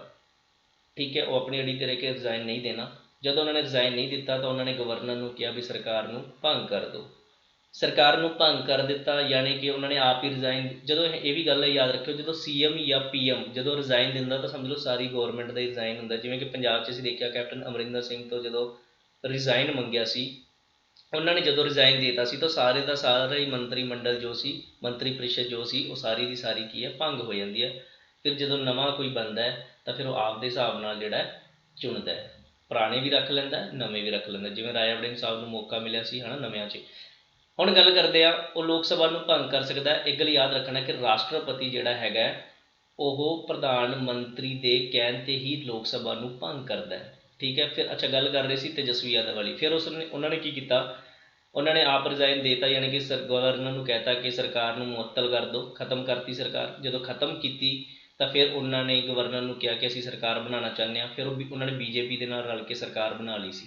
ਠੀਕ ਹੈ, ਬਸ ਇਸ ਤਰੀਕੇ ਦੇ ਨਾਲ ਕਿ ਇੱਕ ਪਾਰਟੀ ਨੂੰ ਛੱਡਤਾ ਅਤੇ ਦੂਜੀ ਪਾਰਟੀ ਨੂੰ, ਜਿਹੜੀ ਪਾਰਟੀ ਓਪੋਜੀਸ਼ਨ 'ਚ ਉਹ ਹੁਣ ਰੂਲਿੰਗ ਪਾਰਟੀ ਬਣ ਗਈ, ਜਿਹੜੀ ਰੂਲਿੰਗ ਪਾਰਟੀ 'ਚ ਸੀ ਉਹ ਓਪੋਜੀਸ਼ਨ 'ਚ ਆ ਗਈ। ਪਰ ਨਿਤਿਸ਼ ਕੁਮਾਰ CM ਦੋਨੋਂ ਵਾਰੀ ਰਹੇ। ਉਮੀਦ ਕਰਦਾ ਤੁਹਾਨੂੰ ਸਮਝ ਆ ਗਿਆ ਹੋਊਗਾ। ਉਸ ਤੋਂ ਬਾਅਦ ਗੱਲ ਕਰਦੇ, ਦੋਵਾਂ ਸਦਨਾਂ ਦੀ ਸਾਂਝੀ ਬੈਠਕ ਵੀ ਬੁਲਾ ਸਕਦਾ ਹੈ। ਬਿਲਕੁਲ, ਜਦੋਂ ਆਰਡੀਨਰੀ ਬਿੱਲ ਯਾਨੀ ਕਿ ਸਧਾਰਨ ਬਿੱਲ 6 ਮਹੀਨੇ ਤੱਕ ਲਟਕ ਰਿਹਾ ਹੋਵੇ, ਡੈਡ ਲੋਕ ਲੱਗ ਜਾਵੇ, ਇਸਨੂੰ ਡੈਡ ਲੋਕ ਬੋਲਦੇ, ਡੈਡ ਲੋਕ ਵਰਡ ਹੀ ਮਿਲੂਗਾ ਤੁਹਾਨੂੰ ਪੰਜਾਬੀ 'ਚ ਵੀ, ਮੇਰੇ ਹਿਸਾਬ ਨਾਲ ਇਹੀ ਮਿਲੂਗਾ। ਜਦੋਂ ਡੈਡ ਲੋਕ ਲੱਗ ਜਾਂਦਾ ਤਾਂ ਫਿਰ ਦੋਨਾਂ ਸਦਨਾਂ ਦੀ ਸਾਂਝੀ ਬੈਠਕ ਕੌਣ ਬੁਲਾਉਂਦਾ ਹੈ, ਰਾਸ਼ਟਰਪਤੀ। ਪਰ ਯਾਦ ਰੱਖਿਓ ਪ੍ਰਧਾਨਗੀ ਕੌਣ ਕਰਦਾ, ਲੋਕ ਸਭਾ ਦਾ ਸਪੀਕਰ। ਹੋਰ ਪਾਵਰ ਕੀ ਹੈ, ਉਹ ਪਾਰਲੀਮੈਂਟ ਵਿੱਚ ਲੰਬਿਤ ਬਿੱਲ, ਲੰਬਿਤ ਦਾ ਮਤਲਬ ਵੀ ਪੈਂਡਿੰਗ ਪਏ ਹੋਏ ਜਿਹੜੇ ਬਿੱਲ ਹੈ ਉਹਦੇ ਸੰਬੰਧ ਜਾਂ ਹੋਰ ਮਾਮਲੇ ਦੀ ਸੰਸਦ ਦੇ ਸਦਨਾਂ ਨੂੰ ਸੰਦੇਸ਼ ਭੇਜ ਸਕਦਾ, ਯਾਨੀ ਕਿ ਸੰਮਨ ਭੇਜ ਸਕਦਾ। ਠੀਕ ਹੈ, ਵੀ ਜੋ ਬਿੱਲ ਰੁਕੇ ਹੋਏ ਆ ਉਹਨਾਂ ਬਾਰੇ ਦੱਸੋ ਕੀ ਹਿਸਾਬ ਕਿਤਾਬ ਹੈ। ਉਸ ਤੋਂ ਬਾਅਦ ਦੂਸਰਾ ਪੁਆਇੰਟ ਕੀ ਹੈ ਕਿ ਉਹ ਸਪੀਕਰ ਅਤੇ ਡਿਪਟੀ ਸਪੀਕਰ ਦੀ ਗੈਰ ਹਾਜ਼ਰੀ ਦੇ ਵਿੱਚ ਕਿਸੇ ਵੀ ਮੈਂਬਰ ਨੂੰ ਲੋਕ ਸਭਾ ਦੀ ਪ੍ਰਧਾਨਗੀ ਕਰਨ ਲਈ ਨਿਯੁਕਤ ਕਰ ਸਕਦਾ ਹੈ। ਮਤਲਬ ਸਪੀਕਰ ਛੁੱਟੀ 'ਤੇ ਹੈ, ਡਿਪਟੀ ਸਪੀਕਰ ਦੀ ਵਾਰੀ ਆਊਗੀ ਸਪੀਕਰ ਬਣਨ ਵਾਲੀ ਹੈ ਨਾ, ਉਹਨੂੰ ਮਿਲੂਗੀ ਕੁਰਸੀ। ਪਰ ਜੇ ਡਿਪਟੀ ਸਪੀਕਰ ਵੀ ਛੁੱਟੀ 'ਤੇ ਹੈ, ਫਿਰ ਨਾ ਇੱਕ ਪੈਨਲ ਬਣਦਾ 10 ਮੈਂਬਰਾਂ ਦਾ, ਅਤੇ ਉਹਨਾਂ ਦੇ ਵਿੱਚੋਂ ਫਿਰ ਜਦੋਂ ਇਹ ਦੋਨੇ ਗੈਰ ਹਾਜ਼ਰ ਹੈ ਤਾਂ ਫਿਰ ਰਾਸ਼ਟਰਪਤੀ ਡਿਸਾਈਡ ਕਰਦਾ ਕਿ ਲੋਕ ਸਭਾ ਦੀ ਪ੍ਰਧਾਨਗੀ ਕੌਣ ਕਰੇਗਾ। ਅਤੇ ਇਸ ਚੀਜ਼ ਨੂੰ ਯਾਦ ਰੱਖਿਓ, ਰਾਜ ਸਭਾ ਦੇ ਵਿੱਚ ਵੀ ਸੇਮ ਹੀ ਹੈ। ਅਗਰ ਰਾਜ ਸਭਾ ਦਾ ਚੇਅਰ ਅਤੇ ਡਿਪਟੀ ਚੇਅਰਮੈਨ ਛੁੱਟੀ 'ਤੇ ਹੈ ਤਾਂ ਫਿਰ ਜਿਹੜਾ ਪੈਨਲ ਬਣਦਾ ਉਹਦੇ ਵਿੱਚੋਂ ਰਾਸ਼ਟਰਪਤੀ ਦੱਸਦਾ ਕਿ ਕੌਣ ਪ੍ਰਧਾਨਗੀ ਕਰੇਗਾ। ਠੀਕ ਹੈ, ਦੋਨਾਂ 'ਚ ਯਾਦ ਰੱਖਿਓ, ਲੋਕ ਸਭਾ 'ਚ ਵੀ ਅਤੇ ਰਾਜ ਸਭਾ 'ਚ ਵੀ ਸੇਮ ਗੱਲ ਹੈ। ਫਿਰ ਉਹ 12 ਮੈਂਬਰ ਨਾਮਜ਼ਦ ਕਰਦਾ ਰਾਜ ਸਭਾ ਦੇ ਵਿੱਚ, ਜਿਨ੍ਹਾਂ ਨੂੰ ਸਾਹਿਤ, ਵਿਗਿਆਨ, ਕਲਾ ਯਾਨੀ ਕਿ ਆਰਟ ਅਤੇ ਸਮਾਜ ਸੇਵਾ ਦੇ ਵਿੱਚ ਮੁਹਾਰਤ ਹਾਸਲ ਹੋਵੇ। 12 ਮੈਂਬਰ ਨਾਮਜ਼ਦ ਕਰਦਾ। 2 ਮੈਂਬਰ ਐਂਗਲੋ ਇੰਡੀਅਨ ਵੀ ਨਾਮਜ਼ਦ ਕਰਦਾ ਸੀ ਲੋਕ ਸਭਾ 'ਚ, ਪਰ 104 ਅਮੈਂਡਮੈਂਟ ਦੇ ਅਕੋਰਡਿੰਗ ਉਸ ਚੀਜ਼ ਨੂੰ ਖਤਮ ਕਰ ਦਿੱਤਾ। ਇਸ ਕਰਕੇ ਇਸ ਲਾਈਨ ਨੂੰ ਇੱਥੇ ਨਹੀਂ ਲਿਖਿਆ ਹੋਇਆ, ਕਿਉਂਕਿ ਜੋ ਚੀਜ਼ ਹੈ ਹੀ ਨਹੀਂ ਉਹਨੂੰ ਨਹੀਂ ਲਿਖਣਾ। ਉਹ ਚੋਣ ਕਮਿਸ਼ਨ ਨਾਲ ਸਲਾਹ ਮਸ਼ਵਰਾ ਕਰਕੇ ਸੰਸਦ ਦੇ ਮੈਂਬਰਾਂ ਦੀ ਅਯੋਗਤਾ ਦੇ ਸਵਾਲਾਂ 'ਤੇ ਫੈਸਲਾ ਕਰਦਾ। ਦੇਖੋ, ਜਦੋਂ ਵੀ ਸੰਸਦ ਦੇ ਕਿਸੇ ਮੈਂਬਰ ਦੀ ਅਯੋਗਤਾ ਮਤਲਬ ਕਿ ਉਹਦੀ ਜਿਹੜੀ ਡਿਸਕੁਆਲੀਫਿਕੇਸ਼ਨ 'ਤੇ ਕੋਈ ਸਵਾਲ ਉੱਠਦਾ ਤਾਂ ਫਿਰ ਉਹ ਕਿਹਦੇ ਨਾਲ ਸਲਾਹ ਮਸ਼ਵਰਾ ਕਰਦਾ, ਚੋਣ ਕਮਿਸ਼ਨ ਦੇ ਨਾਲ। ਫਿਰ ਆਪਣਾ ਫੈਸਲਾ ਕਰਦਾ ਉਹ ਕੀ ਕਰਨਾ। ਉਸ ਤੋਂ ਬਾਅਦ ਗੱਲ ਕਰਦੇ ਆ ਜੀ, ਸੰਸਦ ਵਿੱਚ ਕੁਝ ਕਿਸਮ ਦੇ ਬਿੱਲ ਇਹੋ ਜਿਹੇ ਵੀ ਹੈ ਜੋ ਰਾਸ਼ਟਰਪਤੀ ਦੀ ਪੂਰਵ ਸਿਫਾਰਿਸ਼ ਦਾ ਮਤਲਬ ਪਹਿਲਾਂ ਇਜਾਜ਼ਤ ਲੈ ਕੇ ਪੇਸ਼ ਕਰਨਾ ਹੁੰਦਾ। ਠੀਕ ਹੈ, ਤਾਂ ਕੁਛ ਕਿਸਮ ਦੇ ਬਿੱਲ ਇਹੋ ਜਿਹੇ ਹੈਗੇ ਆ, ਜਿਵੇਂ ਕਿ ਭਾਰਤ ਦੇ ਏਕੀਕ੍ਰਿਤ ਫੰਡ ਤੋਂ ਖਰਚ, ਏਕੀਕ੍ਰਿਤ ਮਤਲਬ ਕੰਸੋਲੀਡੇਟਡ ਫੰਡ ਆਫ ਇੰਡੀਆ। ਆਹ ਵਾਲਾ ਵਰਡ ਹੀ ਏਕੀਕ੍ਰਿਤ, ਜ਼ਰੂਰ ਨਹੀਂ ਕਿ ਤੁਹਾਨੂੰ ਕੰਸੋਲੀਡੇਟਡ ਫੰਡ ਆਫ ਇੰਡੀਆ ਨੂੰ ਏਕੀਕ੍ਰਿਤ ਹੀ ਲਿਖਿਆ ਮਿਲੂਗਾ ਪੰਜਾਬੀ 'ਚ। ਦੇਖੋ, ਅਗਲੇ ਕੁਛ ਵੀ ਕਰ ਸਕਦੇ ਆ। ਪੇਪਰ ਦੇ ਵਿੱਚ ਇੱਕ ਚੀਜ਼ ਨੋਟ ਕਰਿਓ, ਇਹ ਨਾ ਗੂਗਲ ਟਰਾਂਸਲੇਟ ਹੋ ਜਾਂਦੀ ਹੈ ਕਈ ਵਾਰੀ, ਤਾਂ ਫਿਰ ਗੂਗਲ ਜਿਹੜੇ ਵਰਡ ਚੱਕਦਾ ਆਪਦੇ ਹਿਸਾਬ ਨਾਲ ਹੀ ਚੱਕਦਾ। ਠੀਕ ਹੈ, ਤਾਂ ਬਸ ਇਸ ਨੂੰ ਇੰਗਲਿਸ਼ 'ਚ ਯਾਦ ਰੱਖਿਓ, ਕੰਸੋਲੀਡੇਟਡ ਫੰਡ ਆਫ ਇੰਡੀਆ। ਠੀਕ ਹੈ, ਕੰਸੋਲੀਡੇਟਡ ਫੰਡ ਆਫ ਇੰਡੀਆ ਉਹ ਹੁੰਦਾ ਜਿਹ 'ਚ ਪੈਸਾ ਪਾਉਣ ਲੱਗੇ ਅਤੇ ਕੱਢਣ ਵਾਸਤੇ ਕੀ ਕਰਨਾ ਪੈਂਦਾ, ਜਿਹੜਾ ਕੀ ਹੈ ਲੋਕ ਸਭਾ ਦੇ 'ਚ ਜਿਹੜੀ ਕੀ ਹੈ ਮਤਲਬ ਪਾਸ ਕਰਨਾ ਪੈਂਦਾ ਲੋਕ ਸਭਾ ਦੇ ਦੁਆਰਾ। ਫਿਰ ਮਤਲਬ ਐ ਨਹੀਂ ਵੀ ਜਿਹਦੀ ਸਰਕਾਰ ਉਹਦੇ ਕਹਿਣ 'ਤੇ ਕੰਸੋਲੀਡੇਟਡ ਫੰਡ ਆਫ ਇੰਡੀਆ 'ਚ ਪੈਸਾ ਲੱਗ ਜਾਏਗਾ, ਤਾਂ ਉਸ ਨੂੰ ਕੀ ਕਰਨਾ ਪੈਂਦਾ, ਪਾਸ ਕਰਨਾ ਪੈਂਦਾ, ਯਾਨੀ ਕਿ ਉਹਦੇ 'ਤੇ ਵੋਟਿੰਗ ਹੁੰਦੀ ਹੈ, ਫਿਰ ਉਹਦੇ 'ਚ ਪੈਸਾ ਖਰਚ ਕੀਤਾ ਜਾਂਦਾ, ਉਹਨੂੰ ਬੋਲਦੇ ਕੰਸੋਲੀਡੇਟਡ ਫੰਡ ਆਫ ਇੰਡੀਆ। ਜੋ ਵੀ ਰੈਵਨਿਊ ਹੁੰਦਾ ਨਾ ਉੱਥੇ ਹੀ ਜਾਂਦਾ ਸਾਰਾ ਪੈਸਾ। ਅਤੇ ਜਿਹੜੀਆਂ ਵੱਡੀਆਂ ਵੱਡੀਆਂ ਤਨਖਾਹਾਂ ਰਾਸ਼ਟਰਪਤੀ ਦੀਆਂ, ਠੀਕ ਹੈ, ਜੱਜਸ ਦੀ ਜਾਂ ਡਿਪਟੀ ਚੇਅਰਮੈਨ ਰਾਜ ਸਭਾ ਦਾ, ਚੇਅਰਮੈਨ ਰਾਜ ਸਭਾ ਦਾ, ਸਪੀਕਰ, ਡਿਪਟੀ ਸਪੀਕਰ, ਇਹਨਾਂ ਸਾਰਿਆਂ ਦੀਆਂ ਤਨਖਾਹਾਂ ਉੱਥੋਂ ਹੀ ਜਾਂਦੀ ਹੈ। ਚਲੋ ਗੱਲ ਕਰਦੇ ਹਾਂ ਕਿ ਭਾਰਤ ਦਾ ਜਿਹੜਾ ਕੰਸੋਲੀਡੇਟਡ ਫੰਡ ਆਫ ਇੰਡੀਆ ਹੈ ਨਾ, ਉਹਦੇ ਖਰਚਿਆਂ ਨੂੰ ਸ਼ਾਮਿਲ ਕਰਨਾ, ਠੀਕ ਹੈ, ਸ਼ਾਮਿਲ ਕਰਨਾ ਇਹ ਵੀ ਕੀ ਹੈ ਉਹਦੇ ਤੋਂ ਵੀ ਪੁੱਛਿਆ ਜਾਂਦਾ ਹੈ। ਠੀਕ ਹੈ, ਤਾਂ ਇਹ ਇਜਾਜ਼ਤ ਲੈਣੀ ਪੈਂਦੀ ਹੈ ਇਸ ਖਰਚੇ, ਇਹਦੇ ਖਰਚੇ ਬਾਰੇ ਦੱਸਣ ਵਾਸਤੇ ਜੋ ਕੋਈ ਵੀ ਫੈਸਲਾ ਲੈਣਾ ਤਾਂ ਇਜਾਜ਼ਤ ਲੈਣੀ ਪੈਂਦੀ ਹੈ ਰਾਸ਼ਟਰਪਤੀ ਦੀ। ਫਿਰ ਰਾਜਾਂ ਦੀਆਂ ਹੱਦਾਂ ਨੂੰ ਬਦਲਣਾ ਜਾਂ ਨਵਾਂ ਬਣਾਉਣਾ, ਜਾਣੀ ਕਿ ਦੋ ਰਾਜ ਹੈ, ਇੱਕ ਰਾਜ ਹੈ ਉਹਦੇ ਦੋ ਬਣਾਉਣੇ ਆ, ਜਾਂ ਦੋ ਰਾਜ ਉਹਨਾਂ ਨੂੰ ਮਿਲਾ ਕੇ ਇੱਕ ਰਾਜ ਬਣਾਉਣਾ, ਤਾਂ ਉਹ ਵਾਲਾ ਜਿਹੜਾ ਬਿੱਲ ਆਊਗਾ ਉਹ ਪੇਸ਼ ਕਰਨ ਤੋਂ ਪਹਿਲਾਂ ਕੀ ਹੈ ਰਾਸ਼ਟਰਪਤੀ ਦੀ ਜਿਹੜੀ ਕੀ ਹੈ ਇਜਾਜ਼ਤ ਲੈਣੀ ਪੈਂਦੀ ਹੈ। ਇਹਦੇ ਬਾਰੇ ਵੈਸੇ ਮੈਂ ਦੱਸ ਚੁੱਕਿਆ ਇੱਕ ਚੈਪਟਰ ਦੇ ਵਿੱਚ, ਪਹਿਲੇ ਚੈਪਟਰ ਦੇ ਵਿੱਚ ਦੱਸ ਚੁੱਕਿਆ ਕਿ ਜਦੋਂ ਕੋਈ ਸਟੇਟ ਬਣਾਉਣੀ ਹੁੰਦੀ ਹੈ ਤਾਂ ਫਿਰ ਉਹ ਮਨਜ਼ੂਰੀ ਦੇਣ ਤੋਂ ਪਹਿਲਾਂ ਉਸ MP ਨੂੰ, ਕਿਉਂਕਿ ਕਿਸੇ ਵੀ ਸਦਨ 'ਚ ਆ ਸਕਦਾ, ਕੋਈ ਵੀ ਮੈਂਬਰ ਪੇਸ਼ ਕਰ ਸਕਦਾ, ਤਾਂ ਮਨਜ਼ੂਰੀ ਦੇਣ ਤੋਂ ਪਹਿਲਾਂ ਹੈ ਨਾ ਉਸ ਸੰਬੰਧਿਤ ਸਟੇਟ ਨੂੰ ਉਹ ਭੇਜਦਾ ਲਿਖ ਕੇ ਵੀ ਤੁਸੀਂ ਆਪਦੇ ਵਿਊ ਦਿਓ ਵੀ ਕਿਵੇਂ ਕਰਨਾ ਸਟੇਟ ਨੂੰ, ਜੋ ਦੋ ਬਣਾਉਣਾ ਜਾਂ ਨਹੀਂ ਬਣਾਉਣਾ। ਫਿਰ ਉਹ ਆਪਦੀ ਕੀ ਹੈ ਆਪਦਾ ਜਿਹੜਾ ਕੀ ਹੈ ਉਹ ਦਿੰਦੇ ਆ ਵੀ ਕੀ ਕਰਨਾ ਹੁੰਦਾ, ਯੈਸ ਔਰ ਨੋ ਦਾ ਜਵਾਬ ਦਿੰਦੇ, ਕਹਿਣ ਦਾ ਮਤਲਬ। ਠੀਕ ਹੈ, ਚਾਹੇ ਉਹ ਯੈਸ 'ਚ ਕਵੇ ਜਵਾਬ, ਚਾਹੇ ਨੋ 'ਚ ਕਵੇ, ਚਾਹੇ ਉਹ ਮੰਨਣ ਜਾਂ ਨਾ ਮੰਨਣ ਵੀ ਸਟੇਟ ਇੱਕ ਸਟੇਟ ਤੋਂ ਦੋ ਸਟੇਟ ਬਣਾਉਣੀ ਆ ਹੈ ਨਾ, ਮੰਨਣ ਜਾਂ ਨਾ ਮੰਨਣ। ਪਰ ਉਹ ਮੰਨਣ ਜਾਂ ਨਾ ਮੰਨਣ ਰਾਸ਼ਟਰਪਤੀ ਦੀ ਅੱਗੇ ਮਰਜ਼ੀ ਹੈ ਕਿ ਅੱਗੋਂ ਵੀ ਉਹ ਉਹਦੀ ਗੱਲ ਮੰਨਣ ਕਿ ਨਾ ਮੰਨਣ। ਠੀਕ ਹੈ, ਰਾਸ਼ਟਰਪਤੀ ਜੇ ਚਾਹਵੇ ਤਾਂ ਫਿਰ ਉਹ ਮਨਜ਼ੂਰੀ ਦੇ ਵੀ ਦਿੰਦਾ, ਜੇ ਰਾਸ਼ਟਰਪਤੀ ਚਾਹਵੇ ਤਾਂ ਨਹੀਂ ਵੀ ਦਿੰਦਾ। ਕਹਿਣ ਦਾ ਮਤਲਬ ਬਸ ਇੱਕ ਆਰਜੀ ਤੌਰ 'ਤੇ, ਬਸ ਫੋਰਮੈਲਿਟੀ ਦੇ ਤੌਰ 'ਤੇ ਬਸ ਪੁੱਛਣਾ ਹੀ ਹੁੰਦਾ ਸਟੇਟਸ ਨੂੰ। ਉਸ ਤੋਂ ਬਾਅਦ ਬਿੱਲ ਆ ਜਾਂਦਾ ਹੈ ਨਾ, ਉਸ ਤੋਂ ਬਾਅਦ ਮੈਂ ਵੈਸੇ ਇਹ ਸਾਰਾ ਚੀਜ਼ ਮੈंने ਪਹਿਲੇ ਚੈਪਟਰ 'ਚ ਕਰਾਈ, ਤੁਸੀਂ ਪਲੀਜ਼ ਉੱਥੋਂ ਕਰ ਲਿਓ। ਆਪਾਂ ਅੱਗੇ ਗੱਲ ਕਰਦੇ ਹਾਂ। ਜਦੋਂ ਕੋਈ ਬਿੱਲ ਸੰਸਦ ਤੋਂ ਪਾਸ ਹੋਣ ਬਾਅਦ, ਜਦੋਂ ਕੋਈ ਬਿੱਲ ਸੰਸਦ ਤੋਂ ਪਾਸ ਹੋ ਜੇ ਉਸ ਤੋਂ ਬਾਅਦ ਰਾਸ਼ਟਰਪਤੀ ਨੂੰ ਭੇਜ ਦਿੱਤਾ ਜਾਂਦਾ ਹੈ। ਰਾਸ਼ਟਰਪਤੀ ਕੀ ਕਰਦਾ ਹੈ, ਹੁਣ ਦੇਖੋ ਵੈਸੇ ਤਾਂ ਰਾਸ਼ਟਰਪਤੀ ਕੋਲ 4 ਪਾਵਰ ਹੁੰਦੀ ਹੈ। ਪਹਿਲਾ ਬਿੱਲ ਨੂੰ ਸਹਿਮਤੀ ਦੇ ਸਕਦਾ, ਯਾਨੀ ਕਿ ਐਕਟ ਬਣ ਗਿਆ, ਜਾਂ ਫਿਰ ਉਹ ਬਿੱਲ ਨੂੰ ਕੀ ਕਰੇਗਾ, ਰੱਦ ਕਰ ਦੇਗਾ, ਯਾਨੀ ਕਿ ਬਿੱਲ ਖਤਮ ਹੋ ਗਿਆ। ਆਹ ਤਾਂ ਦੋ ਗੱਲਾਂ ਹੋ ਗਈਆਂ। ਤੀਸਰਾ ਕੀ ਹੈ, ਬਿੱਲ ਨੂੰ ਪੁਨਰ ਵਿਚਾਰ ਲਈ ਸੰਸਦ ਨੂੰ ਵਾਪਸ ਭੇਜ ਸਕਦਾ, ਪਰ ਇਹ ਮਨੀ ਬਿੱਲ ਨਹੀਂ ਹੋਣਾ ਚਾਹੀਦਾ। ਮਨੀ ਬਿੱਲ ਯਾਨੀ ਕਿ ਵਿੱਤੀ ਬਿੱਲ, ਨਹੀਂ ਸੋਰੀ, ਕਿਉਂਕਿ ਵਿੱਤੀ ਬਿੱਲ ਨਾ ਫਾਈਨੈਂਸ਼ੀਅਲ ਬਿੱਲ ਨੂੰ ਕਿਹਾ ਜਾਂਦਾ, ਧਨ ਬਿੱਲ ਨੂੰ ਮਨੀ ਬਿੱਲ ਕਿਹਾ ਜਾਂਦਾ, ਕਿਉਂਕਿ ਪੰਜਾਬੀ 'ਚ ਥੋੜ੍ਹਾ ਜਿਹਾ ਧਿਆਨ ਰੱਖਿਓ ਕੋਈ ਹੈ ਤਾਂ ਦੋਵੇਂ ਪੈਸੇ ਨਾਲ ਹੀ। ਜੇਕਰ ਪੈਸੇ ਦਾ ਬਿੱਲ, ਇੱਥੇ ਪੈਸੇ ਦਾ ਬਿੱਲ ਲਿਖਿਆ, ਹਾਲਾਂਕਿ ਪੈਸੇ ਦਾ ਬਿੱਲ ਤੁਹਾਨੂੰ ਕਿਤੇ ਵੀ ਨਹੀਂ ਵਰਡ ਮਿਲੇਗਾ ਧਨ ਬਿੱਲ। ਠੀਕ ਹੈ, ਧਨ ਬਿੱਲ ਨਹੀਂ ਹੋਣਾ ਚਾਹੀਦਾ, ਕਿਉਂਕਿ ਉਹ ਵਾਪਸ ਨਹੀਂ ਭੇਜਿਆ ਜਾਂਦਾ, ਜਦੋਂ ਪਾਸ ਹੋ ਕੇ ਆਉਂਦਾ ਉਹਨੂੰ ਸਾਈਨ ਕਰ ਹੀ ਦਿੰਦਾ ਰਾਸ਼ਟਰਪਤੀ, ਕਿਉਂਕਿ ਉਹਦੀ ਮਨਜ਼ੂਰੀ ਲੈ ਕੇ ਪੇਸ਼ ਕੀਤਾ ਹੁੰਦਾ। ਤਾਂ ਬਿੱਲ ਨੂੰ ਪੁਨਰ ਵਿਚਾਰ ਲਈ ਸੰਸਦ ਨੂੰ ਜਿਹੜਾ ਪੁਨਰ ਵਿਚਾਰ ਲਈ ਸੰਸਦ ਨੂੰ ਜਿਹੜਾ ਬਿੱਲ ਆ ਉਹ ਵਾਪਸ ਵੀ ਕਰ ਸਕਦਾ ਰਾਸ਼ਟਰਪਤੀ। ਤਾਂ ਤੀਸਰੀ ਕੰਡੀਸ਼ਨ ਇਹ ਸੀ। ਹਾਲਾਂਕਿ ਜੇਕਰ ਸੰਸਦ ਦੁਆਰਾ ਬਿੱਲ ਸੋਧ ਕਰਕੇ ਜਾਂ ਬਿਨਾਂ ਸੋਧ ਕੀਤੇ ਦੁਬਾਰਾ ਪਾਸ ਕਰ ਦੇਵੇ ਤਾਂ ਰਾਸ਼ਟਰਪਤੀ ਨੂੰ ਆਪਣੀ ਸਹਿਮਤੀ ਫਿਰ ਦੇਣੀ ਪੈਂਦੀ ਹੈ। ਠੀਕ ਹੈ ਜੀ। ਉਸ ਤੋਂ ਬਾਅਦ ਗੱਲ ਕਰਦੇ ਹਾਂ ਜਦੋਂ ਕਿਸੇ ਰਾਜ ਵਿਧਾਨ ਸਭਾ ਦੁਆਰਾ ਪਾਸ, ਹੁਣ ਦੇਖੋ ਇੱਥੇ ਧਿਆਨ ਰੱਖਣਾ, ਇਹ ਤਾਂ ਗੱਲ ਕੀਤੀ ਸੀ ਆਪਾਂ ਸੈਂਟਰ ਦੀ, ਜਿਹੜੀ ਕਿ ਸੰਸਦ ਦੀ। ਹੁਣ ਆਪਾਂ ਗੱਲ ਕਰ ਰਹੇ ਹਾਂ, ਮੰਨ ਲਓ ਪੰਜਾਬ ਹੈ, ਇੱਕ ਰਾਜ ਦੀ ਗੱਲ ਕਰਨੀ ਆਪਾਂ, ਬਸ ਸਾਰਿਆਂ 'ਤੇ ਸੇਮ ਹੀ ਹੈ, ਸਮਝ ਲਓ ਪੰਜਾਬ ਦੇ ਐਗਜ਼ਾਮਪਲ ਲੈਂਦੇ ਹਾਂ। ਜਦੋਂ ਕਿਸੇ ਰਾਜ ਵਿਧਾਨ ਸਭਾ ਦੁਆਰਾ ਪਾਸ ਕੀਤੇ ਗਏ ਬਿੱਲ ਨੂੰ ਰਾਜਪਾਲ ਰਾਸ਼ਟਰਪਤੀ ਦੇ ਵਿਚਾਰ ਲਈ ਰਾਖਵਾਂ ਰੱਖਿਆ ਜਾਂਦਾ ਹੈ, ਤਾਂ ਫਿਰ ਰਾਸ਼ਟਰਪਤੀ ਕੀ ਕਰਦਾ ਹੈ। ਦੇਖੋ ਰਾਜਪਾਲ ਕੋਲ ਕੀ ਪਾਵਰ ਹੈ। ਰਾਜਪਾਲ ਕਿਸੇ ਮੰਨ ਲਓ ਆਪਣੇ ਪੰਜਾਬ ਦੀ ਵਿਧਾਨ ਸਭਾ ਹੈ ਨਾ, ਹੁਣ ਜਿਵੇਂ ਸੈਸ਼ਨ ਚੱਲ ਰਿਹਾ, ਜੇ ਮੰਨ ਲਓ ਵਿਧਾਨ ਸਭਾ ਕੋਈ ਬਿੱਲ ਨੂੰ ਪਾਸ ਕਰਦੀ ਹੈ, ਰਾਜਪਾਲ ਕੋਲ ਗਵਰਨਰ ਕੋਲ ਕੀ ਪਾਵਰ ਹੈ, ਉਹਦੇ ਕੋਲ ਇਹ ਪਾਵਰ ਹੈ ਪਹਿਲੀ ਤਾਂ ਕਿ ਉਹ ਸਾਈਨ ਕਰਕੇ ਐਕਟ ਬਣਾ ਸਕਦਾ, ਸਟੇਟ ਲੈਵਲ ਦਾ ਐਕਟ ਬਣਾ ਸਕਦਾ। ਦੂਸਰਾ ਉਹਨੂੰ ਰੱਦ ਵੀ ਕਰ ਸਕਦਾ। ਤੀਸਰਾ ਉਹ ਕੀ ਕਰ ਸਕਦਾ, ਵਾਪਸ ਵੀ ਭੇਜ ਸਕਦਾ, ਯਾਨੀ ਕਿ ਵਿਧਾਨ ਸਭਾ ਨੂੰ ਵਾਪਸ ਵੀ ਭੇਜ ਸਕਦਾ। ਫਿਰ ਜਦੋਂ ਪਾਸ ਹੋ ਗਿਆ ਜਾਂਦਾ ਉਹਨੂੰ ਸਾਈਨ ਕਰਨੇ ਪੈਂਦੇ ਆ।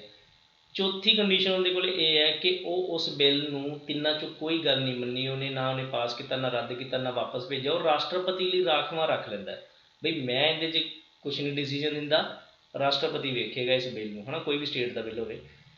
ਤਾਂ ਫਿਰ ਅੱਗੇ ਰਾਸ਼ਟਰਪਤੀ ਕੀ ਕਰਦਾ ਉਸ ਬਿੱਲ ਦਾ। ਪਹਿਲਾ, ਰਾਸ਼ਟਰਪਤੀ ਮਨਜ਼ੂਰੀ ਦੇ ਸਕਦਾ, ਉਹਦੀ ਮਰਜ਼ੀ ਹੈ। ਰਾਸ਼ਟਰਪਤੀ ਨੇ ਜੇ ਮਨਜ਼ੂਰੀ ਦਿੱਤੀ ਫਿਰ ਤਾਂ ਐਕਟ ਬਣ ਹੀ ਗਿਆ। ਰਾਸ਼ਟਰਪਤੀ ਉਸ ਨੂੰ ਰੱਦ ਵੀ ਕਰ ਸਕਦਾ। ਦੋ ਗੱਲਾਂ ਤਾਂ ਇਹ ਹੋ ਹੀ ਗਈਆਂ, ਸੇਮ ਹੀ ਹੋ ਗਏ ਜੋ ਸੰਸਦ 'ਚ ਸੀ। तीसरा पॉइंट नोट करने वाला है कि वो राजपाल ਨੂੰ ਰਾਜ ਵਿਧਾਨ ਸਭਾ ਦੇ ਮੁੜ ਵਿਚਾਰ ਲਈ ਬਿੱਲ ਨੂੰ ਵਾਪਸ ਕਰਨ ਦਾ ਨਿਰਦੇਸ਼ ਦੇ ਸਕਦਾ ਹੈ। ਯਾਨੀ ਕਿ ਉਹ ਰਾਜਪਾਲ ਨੂੰ ਕਹੂਗਾ ਬਈ ਇਹਨੂੰ ਵਾਪਸ ਭੇਜ ਦੇ ਵਿਧਾਨ ਸਭਾ 'ਚ, ਉਹਨਾਂ ਕੋਲ ਦੁਬਾਰਾ ਵਿਚਾਰ ਕਰੋ। ਜਦੋਂ ਉਹ ਦੁਬਾਰਾ ਵਿਚਾਰ ਕਰਕੇ ਪਾਸ ਕਰਕੇ ਫਿਰ ਬਿੱਲ ਨੂੰ ਜਦੋਂ ਭੇਜ ਦਿੰਦੇ ਆ ਤਾਂ ਇੱਕ ਗੱਲ ਯਾਦ ਰੱਖਿਓ, ਜਦੋਂ ਬਿੱਲ ਰਾਸ਼ਟਰਪਤੀ ਕੋਲ ਚਲਾ ਜਾਂਦਾ ਨਾ, ਗਵਰਨਰ ਵਿੱਚੋਂ ਹਟ ਜਾਂਦਾ, ਫਿਰ ਜਮਾਂ ਹੀ ਹਟ ਜਾਂਦਾ ਉਹ, ਕਿਉਂਕਿ ਉਹਦੀ ਕਾਰਵਾਈ ਉਹ ਹੁਣ ਕੋਈ ਨਹੀਂ ਕਾਰਵਾਈ ਕਰੂਗਾ, ਹੁਣ ਜੋ ਕਰੂਗਾ ਰਾਸ਼ਟਰਪਤੀ ਕਰੂਗਾ, ਇਹ ਧਿਆਨ ਰੱਖਣਾ ਹੈ। ਫਿਰ ਰਾਸ਼ਟਰਪਤੀ ਅੱਛਾ ਦੁਬਾਰਾ ਪਾਸ ਕਰਕੇ ਰਾਜ ਵਿਧਾਨ ਸਭਾ ਨੇ ਕਿਹਨੂੰ ਭੇਜਤਾ? ਰਾਸ਼ਟਰਪਤੀ ਨੂੰ। ਹੁਣ ਅੱਗੇ ਤਾਂ ਹੁੰਦਾ ਸੀ ਨਾ ਵੀ ਸੰਸਦ ਦੇ ਵਿੱਚ ਤਾਂ ਉਹਨੂੰ ਦੁਬਾਰਾ ਆਏ ਹੋਏ ਪਾਸ ਹੋਏ ਬਿੱਲ ਨੂੰ ਪਾਸ ਕਰਨਾ ਪੈਂਦਾ ਸੀਗਾ, ਇੱਥੇ ਨਹੀਂ ਪਾਸ ਕਰਨ, ਇੱਥੇ ਉਹਦੇ ਕੋਲ ਕੋਈ ਪਾਵਰ ਨਹੀਂ, ਉੱਥੇ ਮਰਜ਼ੀ ਹੈ, ਇੱਥੇ ਦੁਬਾਰਾ ਵੀ ਵਾਪਸ ਭੇਜ ਸਕਦਾ ਫਿਰ ਦੂਜੀ ਵਾਰ, ਅਤੇ ਹੋ ਸਕਦਾ ਉਹ ਸਹਿਮਤੀ ਦੇਵੇ ਵੀ ਨਾ, ਇੱਥੇ ਨਹੀਂ ਹੈ। ਧਿਆਨ ਰੱਖਣਾ ਸਟੇਟ ਅਤੇ ਸੈਂਟਰ ਦੇ ਵਾਪਸ ਭੇਜੇ ਹੋਏ ਬਿੱਲ ਅਤੇ ਰਾਸ਼ਟਰਪਤੀ ਕੋਲ ਆਹ ਦੋ ਅਲੱਗ ਅਲੱਗ ਪਾਵਰ ਹੈ। ਯਾਨੀ ਕਿ ਰਾਜਾਂ ਦੇ ਦੁਆਰਾ ਦੁਬਾਰਾ ਵਾਪਸ ਪਾਸ ਕੀਤੇ ਹੋਏ ਬਿੱਲ ਨੂੰ ਮਨਜ਼ੂਰੀ ਦੇਣੀ ਨਹੀਂ ਦੇਣੀ ਰਾਸ਼ਟਰਪਤੀ ਦੀ ਮਰਜ਼ੀ ਹੈ, ਪਰ ਸੰਸਦ ਦੇ ਦੁਬਾਰਾ ਵਾਪਸ ਪਾਸ ਹੋਏ ਬਿੱਲ 'ਤੇ ਮਨਜ਼ੂਰੀ ਦੇਣੀ ਜ਼ਰੂਰੀ ਹੈ ਰਾਸ਼ਟਰਪਤੀ ਲਈ। ਧਿਆਨ ਰੱਖਿਓ, ਉਮੀਦ ਕਰਦਾ ਤੁਹਾਨੂੰ ਸਮਝ ਆ ਗਿਆ ਹੋਊਗਾ। ਹੋਰ ਕੀ ਪਾਵਰ ਇਹਦੇ ਕੋਲ? ਸੰਸਦ ਜਦੋਂ ਸੰਸਦ ਵਿੱਚ ਸੈਸ਼ਨ ਨਾ ਚੱਲ ਰਿਹਾ ਹੋਵੇ ਤਾਂ ਉਹ ਆਰਡੀਨੈਂਸ ਜਾਰੀ ਕਰ ਸਕਦਾ ਹੈ ਨਾ। ਜਦੋਂ ਸੰਸਦ ਵਿੱਚ ਸੈਸ਼ਨ ਨਹੀਂ ਚੱਲ ਰਿਹਾ, ਠੀਕ ਹੈ, ਤਾਂ ਇੱਕ ਅਧਿਆਦੇਸ਼, ਆਰਡੀਨੈਂਸ ਦਾ ਮਤਲਬ ਪੰਜਾਬੀ 'ਚ ਹੁੰਦਾ ਅਧਿਆਦੇਸ਼, ਤਾਂ ਉਹ ਅਧਿਆਦੇਸ਼ ਜਾਰੀ ਕਰ ਸਕਦਾ ਹੈ। ਇੱਕ ਕੁਐਸਚਨ ਅਧਿਆਦੇਸ਼ ਜਾਰੀ ਜਿਹੜਾ ਕੀਤਾ ਜਾਂਦਾ ਹੈ ਉਹ ਜਦੋਂ ਸੈਸ਼ਨ ਦੁਬਾਰਾ ਬੈਠਦਾ ਹੈ ਤਾਂ ਫਿਰ ਕਿੰਨੇ ਸਮੇਂ ਤੱਕ ਉਹਦੀ ਮਿਆਦ ਹੈਗੀ ਹੈ? ਤਾਂ ਉਸਦੀ ਮਿਆਦ ਹੈਗੀ ਹੈ ਜਿਹੜੀ 6 ਹਫ਼ਤੇ ਯਾਨੀ ਕਿ 42 ਦਿਨ, ਕਿਉਂਕਿ ਜਿਸ ਦਿਨ ਸੰਸਦ ਦਾ ਸੈਸ਼ਨ ਸ਼ੁਰੂ ਹੁੰਦਾ ਉਸ ਦਿਨ ਤੋਂ ਲੈ ਕੇ 42 ਦਿਨ ਤੱਕ ਸੰਸਦ ਨੇ ਪਾਸ ਕਰਨਾ ਹੁੰਦਾ ਹੈ। ਅਗਰ ਨਹੀਂ ਕੋਈ ਕਾਰਵਾਈ ਕੀਤੀ ਤਾਂ ਉਹ ਰੱਦ ਹੋ ਜਾਂਦਾ ਆਰਡੀਨੈਂਸ। ਅਦਰਵਾਈਜ਼ ਜੇ ਤੁਹਾਡੇ ਤੋਂ ਇਹ ਪੁੱਛਿਆ ਜਾਵੇ ਕਿ ਹੁਣ ਗੱਲ ਇੱਥੇ ਇਹ ਸੀ ਕਿ ਸੰਸਦ ਦੇ ਸੈਸ਼ਨ ਸ਼ੁਰੂ ਹੋਣ ਤੋਂ ਬਾਅਦ ਕਿੰਨਾ ਟਾਈਮ ਹੈ, ਪਰ ਜੇ ਕੁਛ ਵੀ ਨਾ ਪੁੱਛਿਆ ਜਾਵੇ ਫਿਰ ਉਸ ਦੀ ਮਿਆਦ 6 ਮਹੀਨੇ ਤੱਕ ਤਾਂ ਚੱਲੂਗੀ, ਕਿਉਂਕਿ 6 ਮਹੀਨੇ ਤੋਂ ਪਹਿਲਾਂ ਜਿਹੜਾ ਕੀ ਹੈ ਇੱਕ ਸੈਸ਼ਨ ਤੋਂ ਦੂਸਰਾ ਸੈਸ਼ਨ ਦਾ ਗੈਪ 6 ਮਹੀਨੇ ਤੋਂ ਵੱਧ ਹੋਣਾ ਨਹੀਂ ਚਾਹੀਦਾ। ਤਾਂ ਘੱਟੋ ਘੱਟ ਜੇ ਅੱਜ ਸੈਸ਼ਨ ਖਤਮ ਹੋਇਆ ਕੋਈ, ਅਗਲਾ ਸੈਸ਼ਨ ਇਹ ਹੈ ਵੀ 6 ਮਹੀਨੇ ਦੇ ਅੰਦਰ ਅੰਦਰ ਚੱਲੂਗਾ, ਹੋ ਸਕਦਾ ਉਹਨੂੰ 6 ਮਹੀਨੇ ਲੱਗ ਜਾਣ, ਤਾਂ ਫਿਰ ਆਰਡੀਨੈਂਸ ਤਾਂ 6 ਮਹੀਨੇ ਤੱਕ ਤਾਂ ਚੱਲ ਹੀ ਸਕਦਾ ਨਾ। ਧਿਆਨ ਰੱਖਿਓ ਇਸ ਚੀਜ਼ ਦਾ। ਬਾਕੀ ਆਪਾਂ MCQ ਜਦੋਂ ਕਰਾਂਗੇ ਨਾ ਉਹਦੇ ਇਹ ਦੋਨੇ ਗੱਲਾਂ ਉਹ ਤੋਂ ਵੀ ਕਲੀਅਰ ਕਰਵਾਊਂਗਾ ਕੀ ਹੈ। ਹੋਰ ਕੀ ਹੈ? ਹੋਰ ਉਹ ਕੰਟਰੋਲਰ ਆਡਿਟਰ ਜਨਰਲ, ਠੀਕ ਹੈ, ਕੈਗ ਦੀ ਗੱਲ ਕਰ ਰਹੇ ਹਾਂ, ਜੋ ਕਿ ਅਕਾਊਂਟੈਂਟ ਹੁੰਦਾ ਗੌਰਮੈਂਟ ਆਫ ਇੰਡੀਆ ਦਾ, ਅਤੇ UPSC union public service commission ਜੋ IAS IPS ਦੇ ਇਗਜ਼ਾਮ ਲੈਂਦੀ ਹੈ, ਵਿੱਤ ਕਮਿਸ਼ਨ ਜਾਂ ਹੋਰ ਜੋ ਵੀ ਕਮਿਸ਼ਨ ਹੋਣਗੇ ਉਹਨਾਂ ਸਾਰਿਆਂ ਦੀ ਰਿਪੋਰਟਾਂ ਨੂੰ ਸੰਸਦ ਦੇ ਸਾਹਮਣੇ ਪੇਸ਼ ਕਰਦਾ ਹੈ, ਹਾਲਾਂਕਿ ਆਪ ਨਹੀਂ ਜਾਂਦਾ, ਬਸ ਰਿਪੋਰਟ ਭੇਜ ਦਿੰਦਾ। ਉਸ ਤੋਂ ਬਾਅਦ ਗੱਲ ਕਰਦੇ ਵਿੱਤੀ ਸ਼ਕਤੀਆਂ, ਪੈਸੇ ਨਾਲ ਸੰਬੰਧਿਤ ਰਾਸ਼ਟਰਪਤੀ ਦੀਆਂ ਸ਼ਕਤੀਆਂ ਕੀ ਹੈ। ਸਭ ਤੋਂ ਪਹਿਲਾਂ ਮਨੀ ਬਿੱਲ ਉਸ ਦੀ ਪੂਰਵ ਸਿਫਾਰਿਸ਼ ਦੇ ਨਾਲ ਹੀ ਸੰਸਦ ਵਿੱਚ ਪੇਸ਼ ਕੀਤੇ ਜਾ ਸਕਦੇ ਹਨ। ਯਾਨੀ ਕਿ ਮਨੀ ਬਿੱਲ ਨੂੰ ਪੇਸ਼ ਕਰਨ ਤੋਂ ਪਹਿਲਾਂ ਕਿਸ ਦੀ ਮਨਜ਼ੂਰੀ ਲੈਣੀ ਪਏਗੀ? ਰਾਸ਼ਟਰਪਤੀ ਦੀ ਮਨਜ਼ੂਰੀ ਲੈਣੀ ਪਏਗੀ। ਦੋ ਗੱਲਾਂ ਜ਼ਰੂਰ ਯਾਦ ਰੱਖਿਓ ਮਨੀ ਬਿੱਲ ਬਾਰੇ, ਇਹ ਕੁਐਸਚਨ ਬਹੁਤ ਵਾਰੀ ਪੇਪਰ 'ਚ ਆਉਂਦਾ। ਪਹਿਲਾ ਇਹ ਕਿ ਮਨੀ ਬਿੱਲ ਨੂੰ ਸਿਰਫ ਅਤੇ ਸਿਰਫ ਫਾਈਨੈਂਸ ਮਿਨਿਸਟਰ ਹੀ ਪੇਸ਼ ਕਰਦਾ ਹੈ, ਫਿਰ ਉਹ ਚਾਹੇ ਮਿਨਿਸਟਰ ਰਾਜ ਸਭਾ ਦਾ ਮੈਂਬਰ ਹੋਵੇ ਚਾਹੇ ਲੋਕ ਸਭਾ ਦਾ ਮੈਂਬਰ ਹੋਵੇ। ਦੂਸਰੀ ਗੱਲ, ਇਹ ਬਿੱਲ ਹਮੇਸ਼ਾ ਹੀ ਲੋਕ ਸਭਾ ਦੇ ਵਿੱਚ ਪੇਸ਼ ਹੁੰਦਾ ਹੈ, ਠੀਕ ਹੈ, ਕਿਉਂਕਿ ਹੁਣ ਚਾਹੇ ਜਿਹੜਾ ਵਿੱਤ ਮੰਤਰੀ ਹੈ ਯਾਨੀ ਕਿ ਫਾਈਨੈਂਸ ਮਿਨਿਸਟਰ, ਚਾਹੇ ਉਹ ਲੋਕ ਸਭਾ ਦਾ ਮੈਂਬਰ ਹੈ ਚਾਹੇ ਰਾਜ ਸਭਾ ਦਾ ਮੈਂਬਰ ਹੈ, ਪੇਸ਼ ਬਿੱਲ ਲੋਕ ਸਭਾ 'ਚ ਹੀ ਹੋਏਗਾ। ਇੱਕ ਤੀਸਰਾ ਪੁਆਇੰਟ ਹੋਰ ਨੋਟ ਕਰ ਲਓ ਕਿ ਜਦੋਂ ਇਹ ਲੋਕ ਸਭਾ ਤੋਂ ਪਾਸ ਹੋ ਕੇ ਚਲਾ ਜਾਏਗਾ ਰਾਜ ਸਭਾ 'ਚ, ਤਾਂ ਰਾਜ ਸਭਾ ਸਿਰਫ 14 ਦਿਨਾਂ ਦੀ ਵੱਧ ਤੋਂ ਵੱਧ ਦੇਰੀ ਪਾ ਸਕਦੀ ਹੈ। 15ਵੇਂ ਦਿਨ ਮੰਨ ਲਓ ਉਹਨਾਂ ਨੇ ਕੋਈ ਕਾਰਵਾਈ ਨਹੀਂ ਕੀਤੀ, 14 ਦਿਨ ਟੱਪ ਗਏ, 15ਵਾਂ ਦਿਨ ਆ ਗਿਆ, 15ਵੇਂ ਦਿਨ ਪਾਸ ਮੰਨਿਆ ਜਾਊਗਾ ਭਾਵੇਂ ਉਹ ਕੁਛ ਵੀ ਨਾ ਕਰਨ। ਅਤੇ ਜੇ ਮੰਨ ਲਓ ਉਹਨਾਂ ਨੇ ਕੁਛ ਕੀਤਾ, ਬਿੱਲ ਦੇ ਵਿੱਚ ਕਹਿ ਤਾ ਵੀ ਇਹ ਦੋ ਗੱਲਾਂ ਸਾਨੂੰ ਮਨਜ਼ੂਰ ਜੀ ਨਹੀਂ ਹੈਗੀਆਂ, ਤਾਂ ਫਿਰ ਉਹ ਵਾਪਸ ਕੀ ਹੈ ਲੋਕ ਸਭਾ 'ਚ ਆ ਜਾਏਗਾ। ਜਦੋਂ ਲੋਕ ਸਭਾ 'ਚ ਆ ਜਾਏਗਾ ਉਹ ਦੋ ਗੱਲਾਂ ਨੂੰ ਮੰਨਣਾ ਜਾਂ ਨਾ ਮੰਨਣਾ ਲੋਕ ਸਭਾ ਦੀ ਮਰਜ਼ੀ ਹੈ। ਹੁਣ ਉਹਨਾਂ ਨੇ ਗੱਲ ਨੂੰ ਮੰਨ ਲਓ ਨਹੀਂ ਮੰਨਿਆ ਲੋਕ ਸਭਾ ਨੇ, ਤਾਂ ਫਿਰ ਉਹ ਦੁਬਾਰਾ ਰਾਜ ਸਭਾ ਦੇ ਵਿੱਚ ਨਹੀਂ ਜਾਊਗਾ, ਸਿੱਧਾ ਰਾਸ਼ਟਰਪਤੀ ਕੋਲ ਜਾਊਗਾ ਅਤੇ ਉਹਨੂੰ ਕੀ ਹੈ ਮਨਜ਼ੂਰੀ ਵੀ ਮਿਲ ਜੂਗੀ, ਕਿਉਂਕਿ ਰਾਸ਼ਟਰਪਤੀ ਵੀ ਇਸ ਬਿੱਲ ਨੂੰ ਰੋਕਦਾ ਨਹੀਂ ਹੈ, ਕਿਉਂਕਿ ਉਹਦੀ ਮਨਜ਼ੂਰੀ ਤੋਂ ਲੈ ਕੇ ਪੇਸ਼ ਕੀਤਾ ਹੁੰਦਾ। ਮਨੀ ਬਿੱਲ ਦੇ ਵਿੱਚ ਆਪਾਂ ਡਿਟੇਲ ਕੋਸ਼ਿਸ਼ ਕਰਾਂਗੇ, ਹੋਰ ਕਰਾਂਗੇ ਜਿੰਨਾ ਵੀ ਹੋ ਸਕਿਆ। ਉਸ ਤੋਂ ਬਾਅਦ ਉਹ ਸਾਲਾਨਾ ਵਿੱਤੀ ਰਿਪੋਰਟ ਨੂੰ ਸੰਸਦ ਦੇ ਸਾਹਮਣੇ ਰਖਵਾਉਂਦਾ ਹੈ। ਜੋ ਵੀ ਰਿਪੋਰਟ ਆਉਂਦੀ ਹੈ ਸਾਲ ਦੀ ਵਿੱਤੀ ਰਿਪੋਰਟ ਆਉਂਦੀ ਹੈ ਨਾ, ਉਸ ਨੂੰ ਸੰਸਦ ਦੇ ਸਾਹਮਣੇ ਰਖਵਾਉਂਦਾ, ਯਾਨੀ ਕਿ ਕੇਂਦਰੀ ਬਜਟ ਹੋ ਗਿਆ, ਜੋ ਕੇਂਦਰੀ ਬਜਟ ਵੈਸੇ ਤਾਂ ਬਜਟ ਕੌਣ ਪੇਸ਼ ਕਰਦਾ? ਫਾਈਨੈਂਸ ਮਿਨਿਸਟਰ ਪੇਸ਼ ਕਰਦਾ, ਪਰ ਉਸ ਤੋਂ ਪਹਿਲਾਂ ਇੱਕ ਰਿਪੋਰਟ ਆਉਂਦੀ ਹੁੰਦੀ ਹੈ ਕੈਗ ਦੇ ਦੁਆਰਾ ਤਿਆਰ ਕੀਤੀ ਹੋਈ ਹੈ ਨਾ, ਉਸ ਨੂੰ ਪੇਸ਼ ਕਰਵਾਉਂਦਾ ਰਾਸ਼ਟਰਪਤੀ, ਠੀਕ ਹੈ। ਉਸ ਤੋਂ ਬਾਅਦ ਆਪਾਂ ਗੱਲ ਕਰਦੇ ਹਾਂ ਉਸ ਦੀ ਸਿਫਾਰਿਸ਼ ਤੋਂ ਬਿਨਾਂ ਕਿਸੇ ਗ੍ਰਾਂਟ ਦੀ ਮੰਗ ਨਹੀਂ ਕੀਤੀ ਜਾ ਸਕਦੀ। ਅਗਰ ਕਿਸੇ ਗ੍ਰਾਂਟ ਦੀ ਮੰਗ ਕਰਨੀ ਤਾਂ ਰਾਸ਼ਟਰਪਤੀ ਤੋਂ ਮਨਜ਼ੂਰੀ ਲੈਣੀ ਪਏਗੀ। ਹੁਣ ਆਹ ਵਾਲੀਆਂ ਗ੍ਰਾਂਟਾਂ ਨਹੀਂ ਹੈਗੀਆਂ ਜਿਹੜੀ ਆਮ ਲੱਗਦੀ, ਜਿਹੜੀ ਆਪਾਂ ਕਹਿੰਦੇ ਸੜਕ ਬਣਾ ਲਈ, ਇਹ ਉਹ ਨਹੀਂ ਹੈ, ਇਹ ਹੋਰ ਚੀਜ਼ ਆ, ਆਪਾਂ ਇਹਨੂੰ ਡਿਸਕਸ ਕਰਾਂਗੇ ਜਦੋਂ ਆਪਾਂ ਬਿੱਲ ਬਾਰੇ ਪੜ੍ਹਾਂਗੇ ਸਾਰੇ ਤਰ੍ਹਾਂ ਦੇ ਬਿੱਲ। ਉਹ ਹਰ 5 ਸਾਲ ਬਾਅਦ ਇੱਕ ਵਿੱਤ ਕਮਿਸ਼ਨ ਦਾ ਗਠਨ ਕਰਦਾ ਹੈ, ਜੋ ਇਹ ਦੱਸਦਾ ਹੈ ਕਿ ਕੇਂਦਰ ਤੇ ਰਾਜਾਂ ਵਿਚਕਾਰ ਜਿਹੜਾ ਰੈਵਨਿਊ ਇਕੱਠਾ ਆ, ਮਾਲੀਆ ਇਕੱਠਾ ਆ, ਉਹਦੀ ਵੰਡ ਕਿਵੇਂ ਕਰਨੀ, ਉਹਦੀ ਸਿਫਾਰਿਸ਼ ਕਰਦਾ ਹੈ। 5 ਸਾਲਾਂ ਬਾਅਦ ਇੱਕ ਵਿੱਤ ਕਮਿਸ਼ਨ ਦਾ ਗਠਨ ਹੁੰਦਾ ਹੈ, ਬਹੁਤ ਇੰਪੋਰਟੈਂਟ ਹੈ ਵੀ ਪੁਆਇੰਟ। ਉਸ ਤੋਂ ਬਾਅਦ ਨਿਆਇਕ ਸ਼ਕਤੀਆਂ ਦੀ ਗੱਲ ਕਰੀਏ ਤਾਂ ਰਾਸ਼ਟਰਪਤੀ ਦੀ ਨਿਆਇਕ ਸ਼ਕਤੀਆਂ ਤੇ ਕਾਰਜ ਕੀ ਹੈ ਬਈ, ਉਹ ਚੀਫ ਜਸਟਿਸ ਅਤੇ ਸੁਪਰੀਮ ਕੋਰਟ ਅਤੇ ਉੱਚ ਅਦਾਲਤਾਂ ਦੇ ਜੱਜਾਂ ਦੀ ਨਿਯੁਕਤੀ ਕਰਦਾ ਹੈ। ਧਿਆਨ ਰੱਖਿਓ, ਚੀਫ ਜਸਟਿਸ ਤੇ ਸੁਪਰੀਮ ਕੋਰਟ ਦੇ ਜੱਜ ਦੀ ਨਿਯੁਕਤੀ ਕੌਣ ਕਰਦਾ ਹੈ? ਰਾਸ਼ਟਰਪਤੀ। ਸਹੁੰ ਕੌਣ ਚੁਕਾਉਂਦਾ? ਰਾਸ਼ਟਰਪਤੀ। ਪਰ ਜਿਹੜੀਆਂ ਉੱਚ ਅਦਾਲਤਾਂ ਯਾਨੀ ਉੱਚ ਅਦਾਲਤਾਂ ਮਤਲਬ ਹਾਈ ਕੋਰਟ, ਉਹਨਾਂ ਦੇ ਜੱਜਾਂ ਦੀ ਨਿਯੁਕਤੀ ਕੌਣ ਕਰਦਾ? ਰਾਸ਼ਟਰਪਤੀ। ਪਰ ਸਹੁੰ ਕੌਣ ਚੁਕਾਉਂਦਾ? ਉਸ ਸੰਬੰਧਿਤ ਸਟੇਟ ਦਾ ਗਵਰਨਰ ਚੁਕਾਉਂਦਾ ਹੈ। ਧਿਆਨ ਰੱਖਿਓ, ਉਹ ਕਿਸੇ ਵੀ ਕਾਨੂੰਨ ਜਾਂ ਤੱਥ ਦੇ ਸਵਾਲ 'ਤੇ ਸੁਪਰੀਮ ਕੋਰਟ ਤੋਂ ਸਲਾਹ ਲੈ ਸਕਦਾ ਹੈ। ਹਾਲਾਂਕਿ ਸੁਪਰੀਮ ਕੋਰਟ ਦੁਆਰਾ ਦਿੱਤੀ ਸਲਾਹ ਨੂੰ ਮੰਨਣਾ ਜਾਂ ਨਾ ਮੰਨਣਾ ਇਹ ਰਾਸ਼ਟਰਪਤੀ ਦੀ ਮਰਜ਼ੀ ਹੈ। ਦੇਖੋ, ਇਹਦੇ ਵਿੱਚ 2 ਪੁਆਇੰਟ ਨੋਟ ਕਰਨ ਵਾਲੇ ਆ। ਪਹਿਲਾ ਇਹ ਕਿ ਦੋ ਚੀਜ਼ਾਂ ਜਿਹਦੇ 'ਤੇ ਸਲਾਹ ਮੰਗ ਸਕਦਾ ਹੈ। ਪਹਿਲੀ ਇਹ ਕਿ ਮੰਨ ਲਓ ਸੰਵਿਧਾਨ ਦੇ ਬਣਨ ਤੋਂ ਪਹਿਲਾਂ ਦਾ ਕੋਈ ਮਾਮਲਾ ਹੈ, ਉਹਦੇ ਬਾਰੇ ਸਲਾਹ ਲੈਣੀ ਹੈ, ਠੀਕ ਹੈ, ਤਾਂ ਰਾਸ਼ਟਰਪਤੀ ਕਿਹਦੇ ਤੋਂ ਸਲਾਹ ਲਏਗਾ? ਜਿਹੜਾ ਸੁਪਰੀਮ ਕੋਰਟ ਤੋਂ।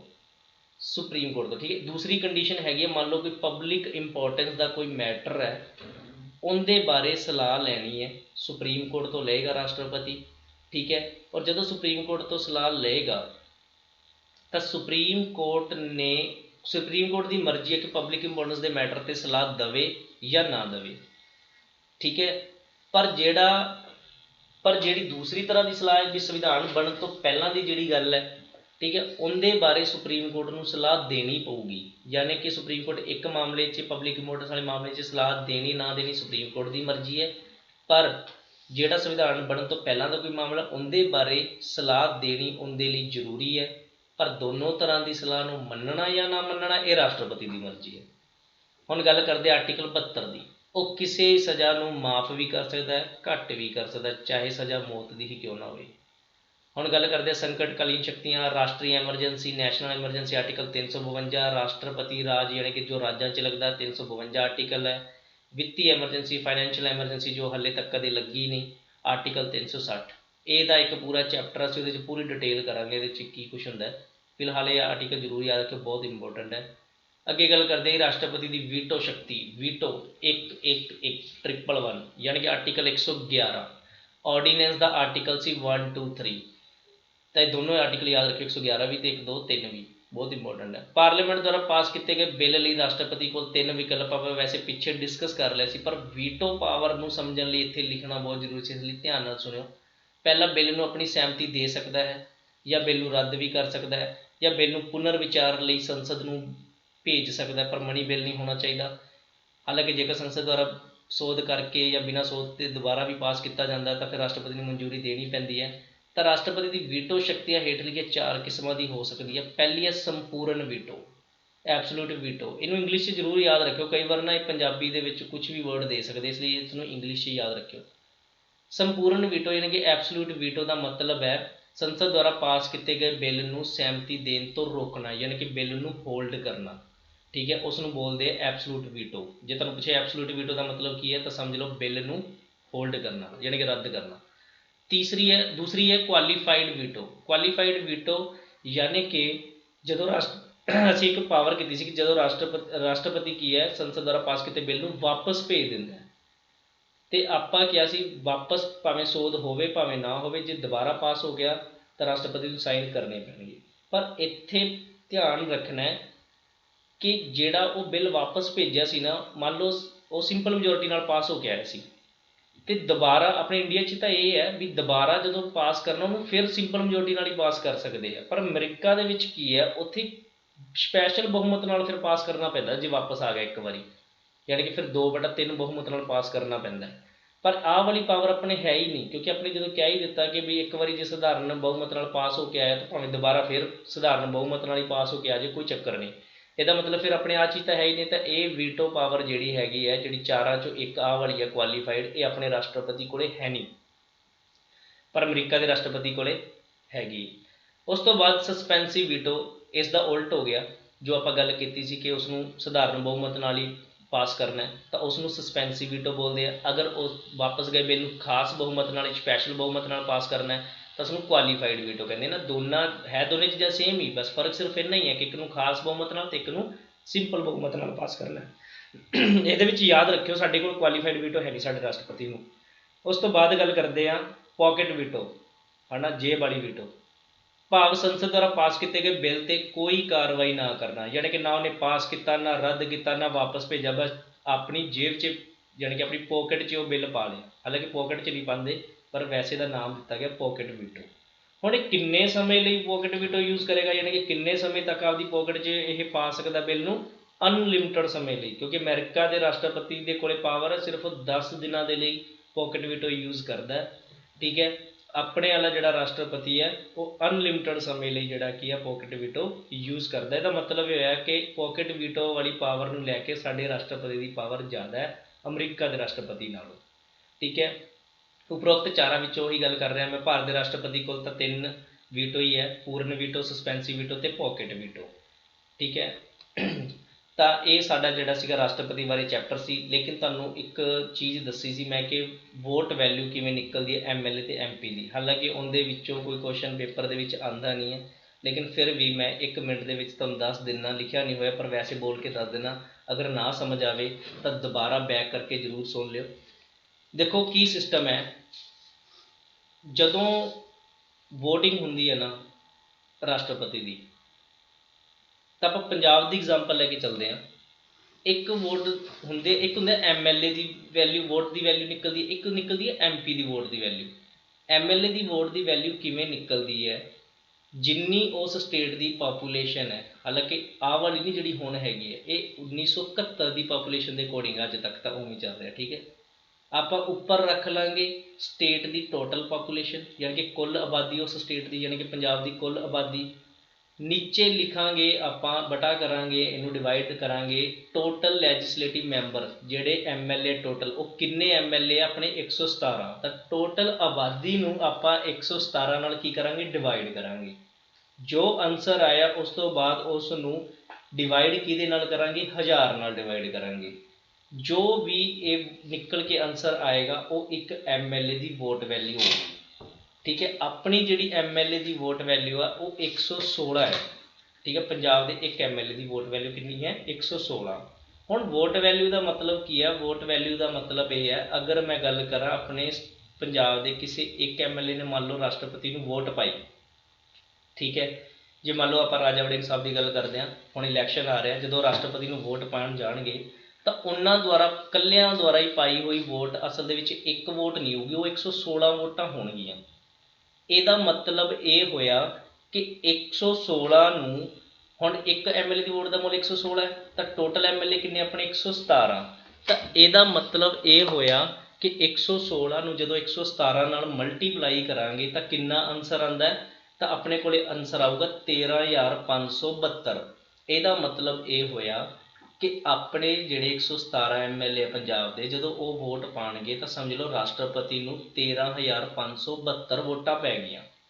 ਜਿਵੇਂ ਵੋਟ ਵੈਲਿਊ ਅਸੀਂ ਪੰਜਾਬ ਦੀ ਕੱਢੀ ਹੈ, ਐਵੇਂ ਸਾਰੀਆਂ ਸਟੇਟਸ ਦੀਆਂ ਕੱਢ ਲਾਂਗੇ ਵੋਟ ਵੈਲਿਊ, ਠੀਕ ਹੈ। ਅਤੇ 3 ਜਿਹੜੀ UT ਹੈ ਉੱਥੋਂ ਦੀ ਵੀ ਕੱਢ ਲਾਂਗੇ, ਫਿਰ ਉਹਨਾਂ ਸਾਰਿਆਂ ਨੂੰ ਜੋੜ ਦਾਂਗੇ।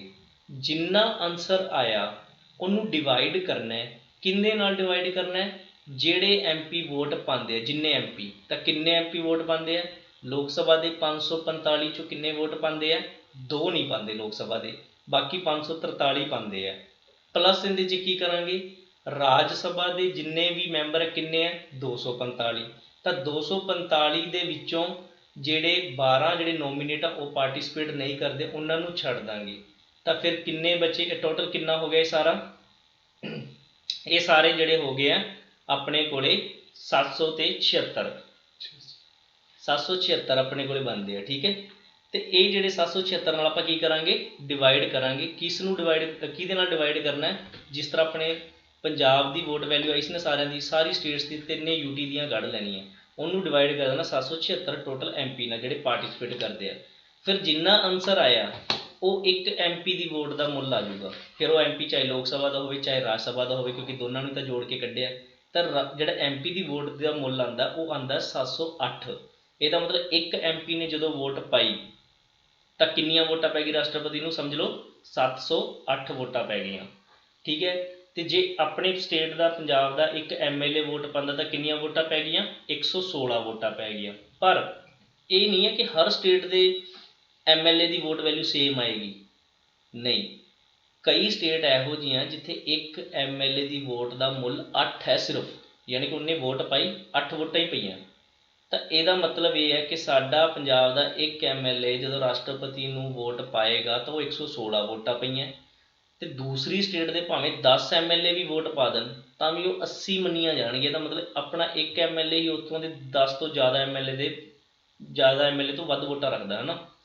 ਤਾਂ ਬਸ ਇਸ ਤਰੀਕੇ ਨਾਲ ਵੋਟਾਂ ਪੈਂਦੀਆਂ, ਇਹ ਗਿਣਤੀ ਇਹ ਨਹੀਂ ਹੁੰਦੀ ਕਿ ਇੱਕ MLA ਨੇ ਵੋਟ ਪਾਈ ਹੈ ਤਾਂ 1 ਹੀ ਮਿਲੀ ਹੈ। ਤਾਂ ਇਸ ਤਰ੍ਹਾਂ ਵੋਟ ਵੈਲਿਊ ਨਿਕਲਦੀ ਹੈ।